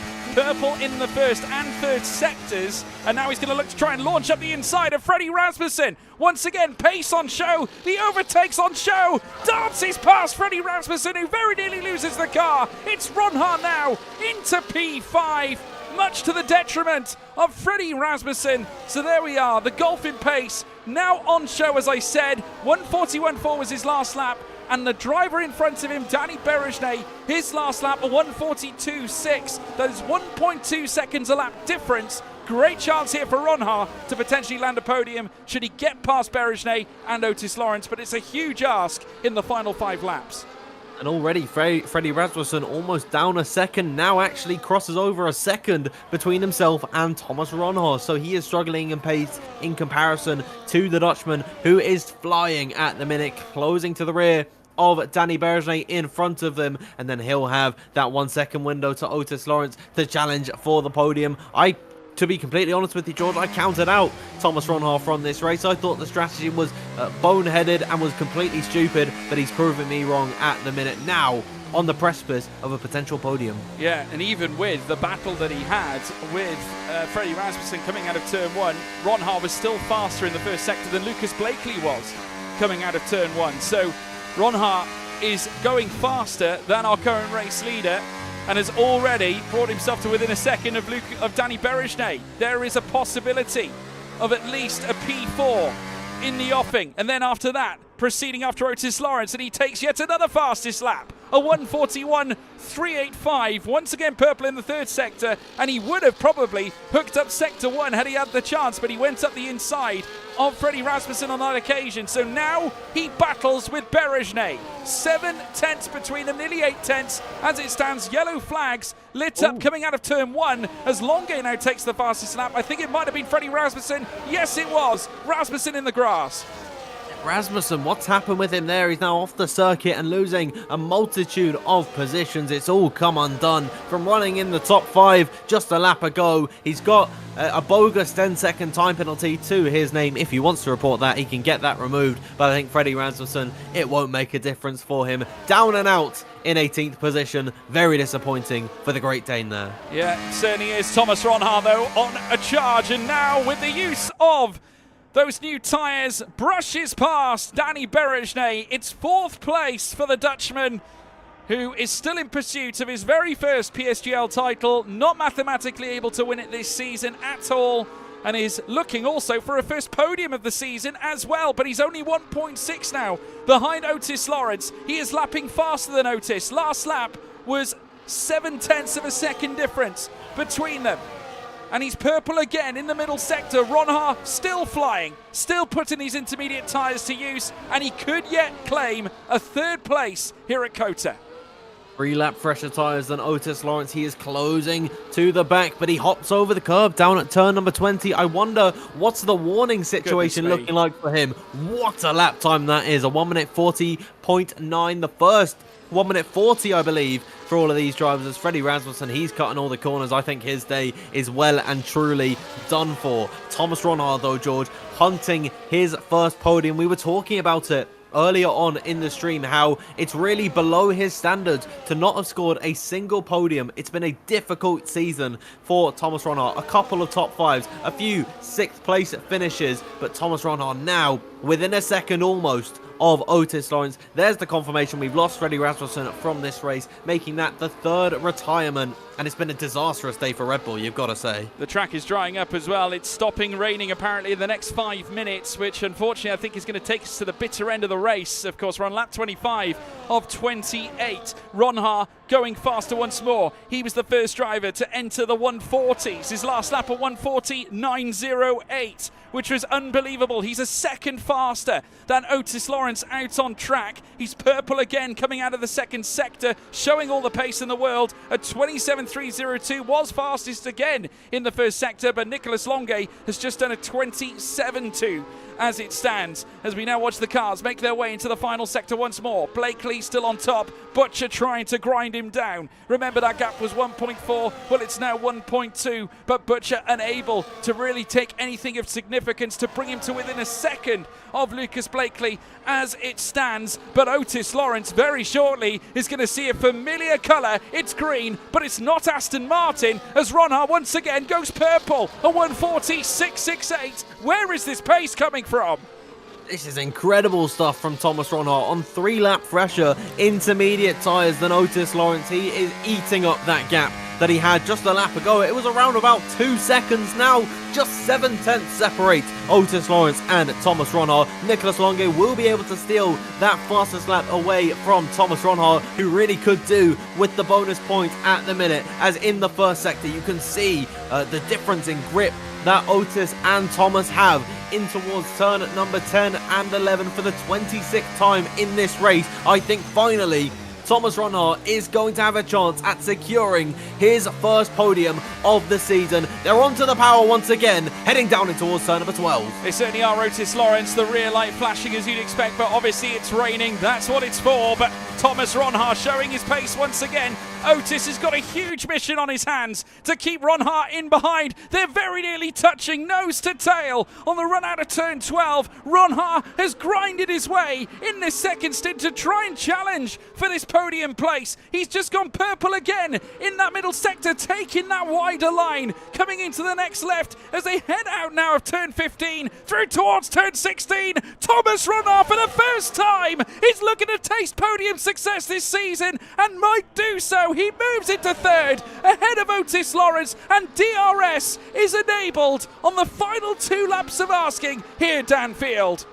Unbelievable. What a move from Thomas Ronhart there. Another fastest lap to his name. He went up the inside through turn number 16 and still takes that fastest lap. Now, Otis Lawrence, he is in the wheel tracks of Thomas Ronhart and crucially will have an opportunity. And Alfie Butcher, oh my word, Alfie Butcher within a second, George, of Lucas Blakely. Now with DRS enabled, this race could still be on. Yeah, maybe papaya rules, but there won't be any favours between Butcher and Blakely. Butcher is in charge of what he believes is his own destiny. He wrote his opening chapter at Haas last season. He has joined the McLaren outfit alongside Lucas Blakely, but would love nothing more than to take victory in his first visit in PSGL here on F1 24 for the first time this campaign.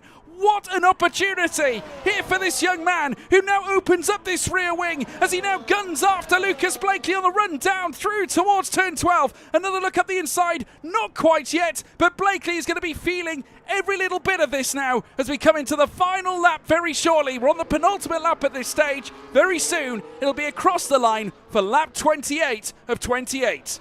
Unbelievable stuff. It's written in the stars. Alfie Butcher could have an opportunity to get through on Lucas Blakely on the final lap of this Grand Prix. There's great racing all throughout the pack now that DRS has been enabled, and I just don't know where to look at this point in time. Alfie within 5/10 of his teammate Lucas Blakely, his new McLaren teammate. I'm on the edge of my seat. I believe you are as well, George, and I'd say all the viewers at home, they are biting their nails at this battle in front of us. And Thomas Ronhart once again fastest, ushers in the first 1:39 of the session, even on a track that should be probably very shortly listed as dry. Essentially, we are dry. The rain may still be coming down, but it's very light. As far as race control are concerned, we're in DRS territory.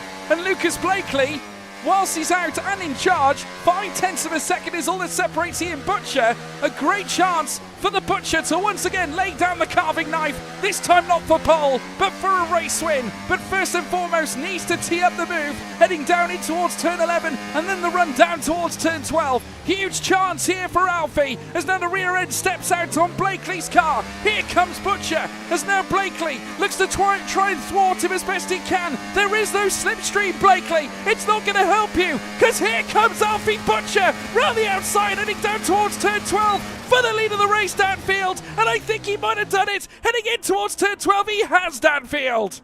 And on his first time of asking here in season 37, Alfie Butcher, making his debut race this season, will be looking to take the victory ahead of Lucas Blakely. It looks set in stone for the Steaming Scot to take the win today, but the DRS enabled in the final 2 laps has allowed Alfie Butcher to close the gap, and into the final 2 corners for the final time, it's going to go the way of Alfie Butcher, George. It certainly will. What a performance from pole, from lights. It will be to flag. Alfie Butcher brings down the carving knife upon 19 other drivers. What a sensational drive. What a sensational performance. Alfie Butcher is your winner here at COTA. He wins the United States Grand Prix, and it's Thomas Ronhart who unseats Lucas Blakely, who I think obtained a puncture. Oh, a puncture. He had a puncture coming up towards the line. Truly sensational, remarkable. A remarkable finish. It's Alfie Butcher, your winner though. His first appearance on F1 24, his first appearance in PSGL this season, this game cycle. He wins here at COTA. Unbelievable. On the final lap, Lucas Blakely, how's he picked up a puncture there? I mean, we saw Thomas Ronald do 20 laps on a set of the intermediate tyres. Lucas Blakely only did 14. I think he ran out of fuel in tandem with that. Disaster on the final lap for Lucas Blakely to lose second position, but it doesn't affect who wins this Grand Prix. Alfie Butcher on pole position. A place, George, typically that doesn't see race winners. He is going to buck that trend here this evening and take the win on his first race of the season. He was our 8th different pole sitter coming into this race. He's our 8th different race winner this campaign. What a record we have had in terms of pole sitters and race winners this season. Alfie Butcher, welcome back to PSGL. He is a winner once more in league racing. And once again, the stock rising at the Papaya team as 2 of their drivers finish on the podium. Thomas Ronhaar, what a drive as well to move up into second. We were watching those flying laps come through. And while Alfie Butcher did manage to join him in the 39s, it was Ronhaar who reigned supreme in that fight. Shanaka Clay, though, took the fastest lap at the end of the race. Lucas Blakely finishing 3rd after the puncture. I suppose he'll feel a little bit disappointed that he couldn't take the win, but coming across the line to lay claim to a podium nonetheless is not a bad place to be. Otis Lawrence in 4th as well. Duncan Hoffland 5th. That's Aston Martin 4th and 5th with Ishmael Fahssi in 6th. Barry Burroman 7th. We'll rush through these as well. Berejne Pookie, Tormala rounds out the top 10. Benham, Longay, Opmir, Gal, Caraton, Clay, Lee, Rasmussen, Edo and Manley. We've got 3 DNFs at the bottom, of course. Rasmussen, Edo and Manley. That's 2 Red Bull family drivers that have been retired from the race. Shanaka Clay taking that fastest lap, as I said, with a 35.584. And points as well for Joni Tormala and Alpine from 19th to P10. What a drive. And also for Ishmael Fahssi, P12 to P6 with P13 to P8 for Danny Berejne. But I have to tell you, in terms of those drivers that made it onto the podium downfield, credit to them both. Alfie Butcher, what a drive. It looked like he was down and out, but he just, at the crucial moment, grinded his way back into the DRS, and then it became enabled on with 2 laps to go. It invited him to fight, and my goodness me, didn't he acknowledge that as well? Went on and pulled off a truly exceptional performance, a truly exceptional move to take a first race win of this game cycle. His first appearance here in PSGL this season, this game cycle, and it's a victory. And Thomas Ronhaar, without a doubt, if you ask both those drivers, I'd imagine this performance would rank pretty high on their list of all-time great races. Yeah, absolutely. I mean, you might call Alfie Butcher a little bit lucky that the DRS got enabled, but I'm a firm believer in that you make your own luck. And I think the way that he pushed in those final laps to close the rear to Lucas Blakely and then be able to use the DRS to his advantage was absolutely perfect driving from Alfie Butcher there. A solid winner this evening. He completely deserved it. It is heartbreaking for Lucas Blakely to lose out on that second position on the very final corner. I'm pretty sure he picked up that puncture on the very last curbing, and it allowed for Thomas Ronhaar to slip on through. Heartbreak for Lucas Blakely. It's jubilation for Thomas Ronhaar, George, his first podium of the season and what has been a very, very difficult season for him. No podiums, no wins, only one pole position to his name before tonight. But I tell you what, he's going to be happy with that one today. Yeah, I'm pleased to say we can actually speak to the man himself. Alfie Butcher is with us here in the commentary box. Alfie, it's been too long. We welcome you back to PSGL for your first appearance this campaign, this game cycle. I mean, it doesn't get more perfect than that, does it? Pole to victory. I mean, come on. That's got to rank pretty high on the list of all-time great races as far as Alfie Butcher's concerned. Yeah, I mean, I came into the race, obviously, with quite little experience on this game, having done one race a couple of weeks back in WR. So obviously I'm just doing races to sort of gather a bit of experience because I had some equipment issues, which was sort of halting me from getting my campaign underway and league racing this game. But luckily now we are back and everything's sorted, and yeah, can't really complain with that one pole to win. Don't get too many poles, so all wins, so yeah, I'm happy with that one.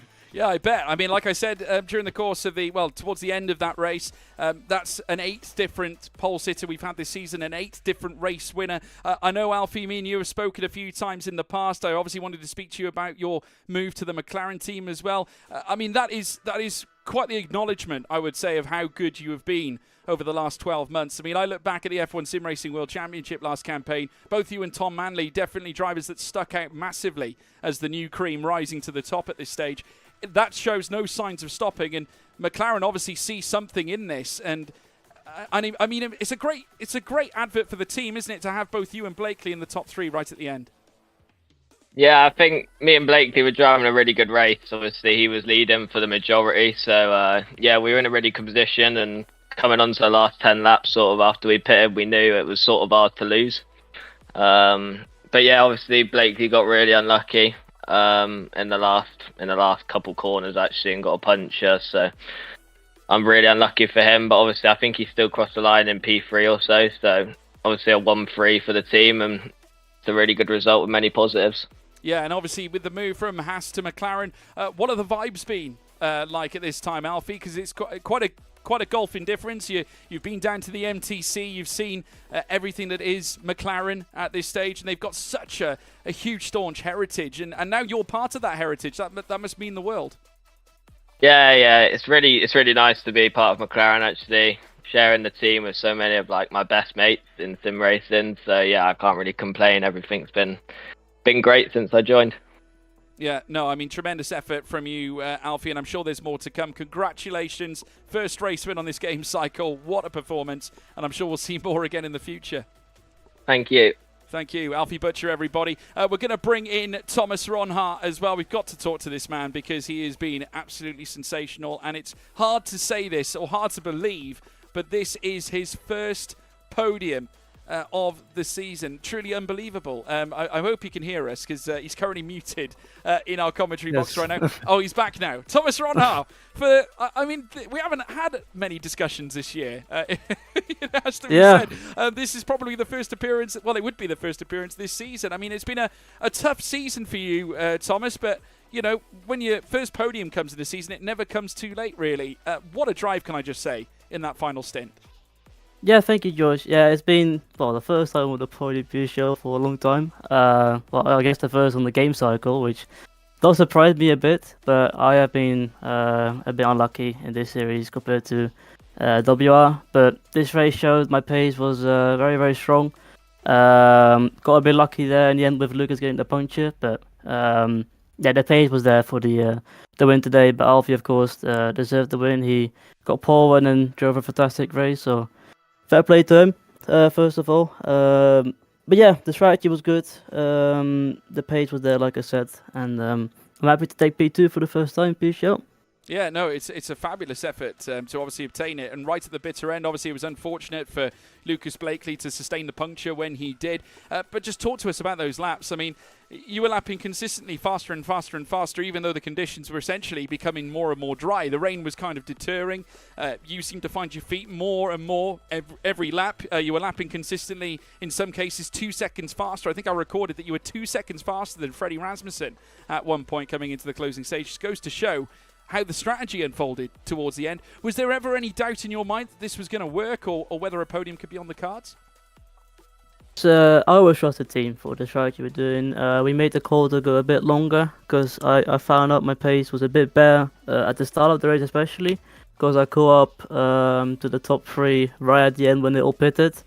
So we decided to do something different and try and go long, which in the end nearly worked. If the race was 29 laps instead of 28, it would have likely been a win. But yeah, just 1 lap short of getting that win. But the strategy was very strong and was able to use it nearly to perfection.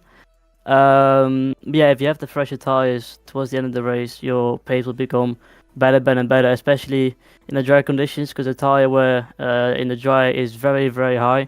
Hence why the punches came for, I think, half the grid, pretty much, if you look back at it.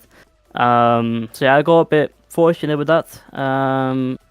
Yeah, I think the better call was to go with Alfie and Lucas have a fight for the win straight away. Yeah, we just tried something else, and it nearly worked, so I'm happy. Yeah, it definitely worked. I mean, what do you attribute to the form or the slump this season? Because this is a very different looking Thomas Ronhart to what we usually have. Generally, we put you in contention for poles, you know, or even for race wins. I mean, you obviously have got a pole position under your belt this season, but it hasn't been that easy for you, has it? Is there anything you can sort of inform us on, or anything that might have caused an issue for you in terms of your performances this campaign?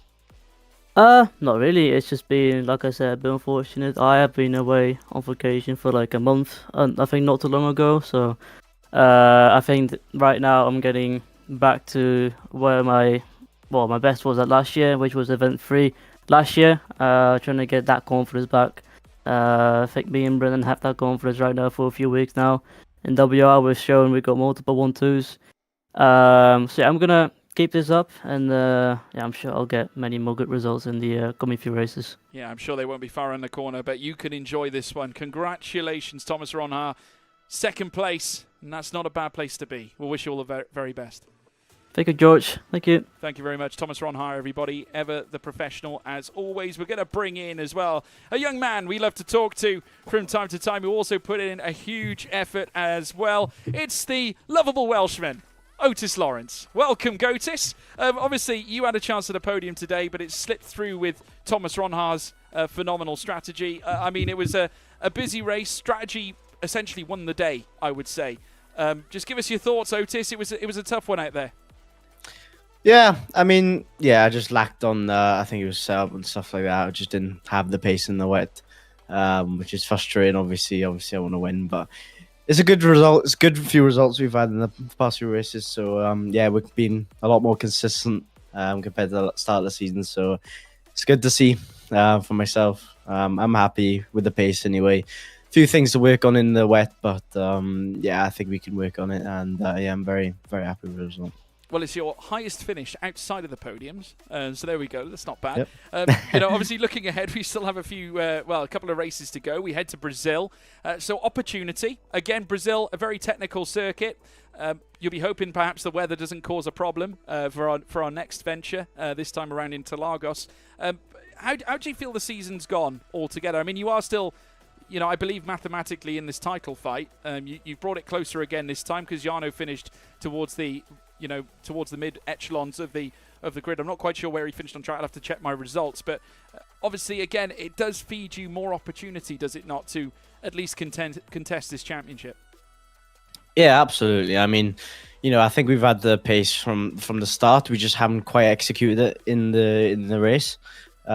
So yeah, I mean, we've had the pace. Obviously, I'm very, very happy how the season's going. Obviously, we've missed a race as well, so lost a few points from that as well. Mistakes from myself and unlucky moments. So yeah, there's lots of points to be grabbed.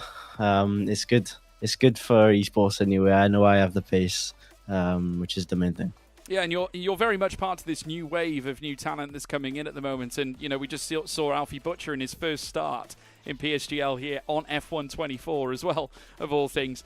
Turn up, obviously just announced that he's moved to McLaren, essentially the team you've just left to go and join Aston Martin for. I mean, any comments on that and also the movement of these new stars coming through? I won't comment on the move. I have my things, but yeah, it's sure? I'm happy. I'm happy with the move. It's a good move at the moment. The team's been very good. I think we're looking strong as well. So that's all I'm gonna say. Yeah, definitely some great moves there for Aston Martin. And just talking about being part of that new evolution of new drivers, I mean, what does it mean to be part of it? It's great. Obviously, it's great. But I want to win. So yeah, of course. Yeah, you want to be the it's great. Of course, it's great. But I want to be the top. That's the main thing. Yeah. Well, I mean, at the end of the day, keep pulling out some of these performances, Otis, and I'm sure the grandeur won't be too far away. Congratulations, my friend. Another P4. Well, first P4 of the season, but another fantastic result. And we wish you all the best to head to Interlagos. Thank you very much. I hope your voice is a lot better than last time. A lot better, mate. A lot better than last time. You guys didn't try and kill me this time, which is good. So thank you. Thank you for that. Have a good one, man. Joe. Thank you very much. Otis Lawrence, everybody. Of course, fellow Welshman to me as well. Dan, that brings an end to a phenomenal broadcast, a phenomenal race. It's up there in the realm of PSGL classics, I would say, but for very different reasons, I think. Yeah, I think some drivers are going to look back on this race and think all the happy memories that they've just acquired from this Grand Prix, and then others are not going to be so happy with the result this evening. I know that Lucas Blakely, he loves to come in and have a chat sometimes, absent from the interview room, very unfortunately this evening, but I definitely think there's some frustration there about a puncture. The only driver as well to get a puncture on the final lap of the race. So unfortunate to lose that P2. But you're absolutely right, that was an incredible race from start to finish. I do love a wet Grand Prix. Sometimes they can be a bit dull, but this race this evening, George, was the absolute opposite. There was so much fun throughout start to finish, especially with the strategy. Thomas Ronhaar pitting on lap number 20. Who'd have thought?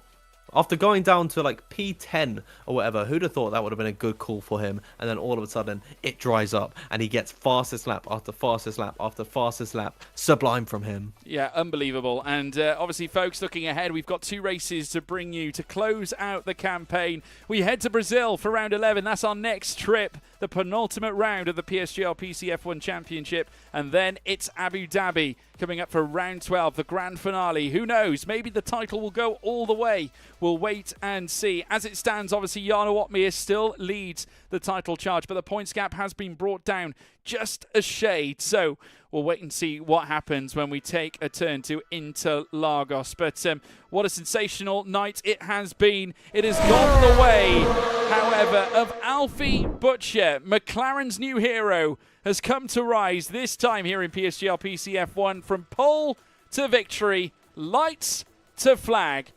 And the same could be said for us here at PSGL. From me, George Morgan and Danfield, you can check us out as well. Be sure to check out the social media as well for PSGL at PremierSimGL on Twitter, Instagram and TikTok. Hit the subscribe button down below. Leave a like as well. And also, if you've tuned in on Twitch, big hello to you guys. Hit that follow button. If you want to check out myself as well, George Morgan, at George Morgan TV is where you can find me on Twitter, Instagram and TikTok. Danfield, where can they find you, sir? Just Twitter for me, at DanfieldF1_. That's where you'll find me, George. Well, there you go, folks. What a sensational performance. Like I said, lights to flag.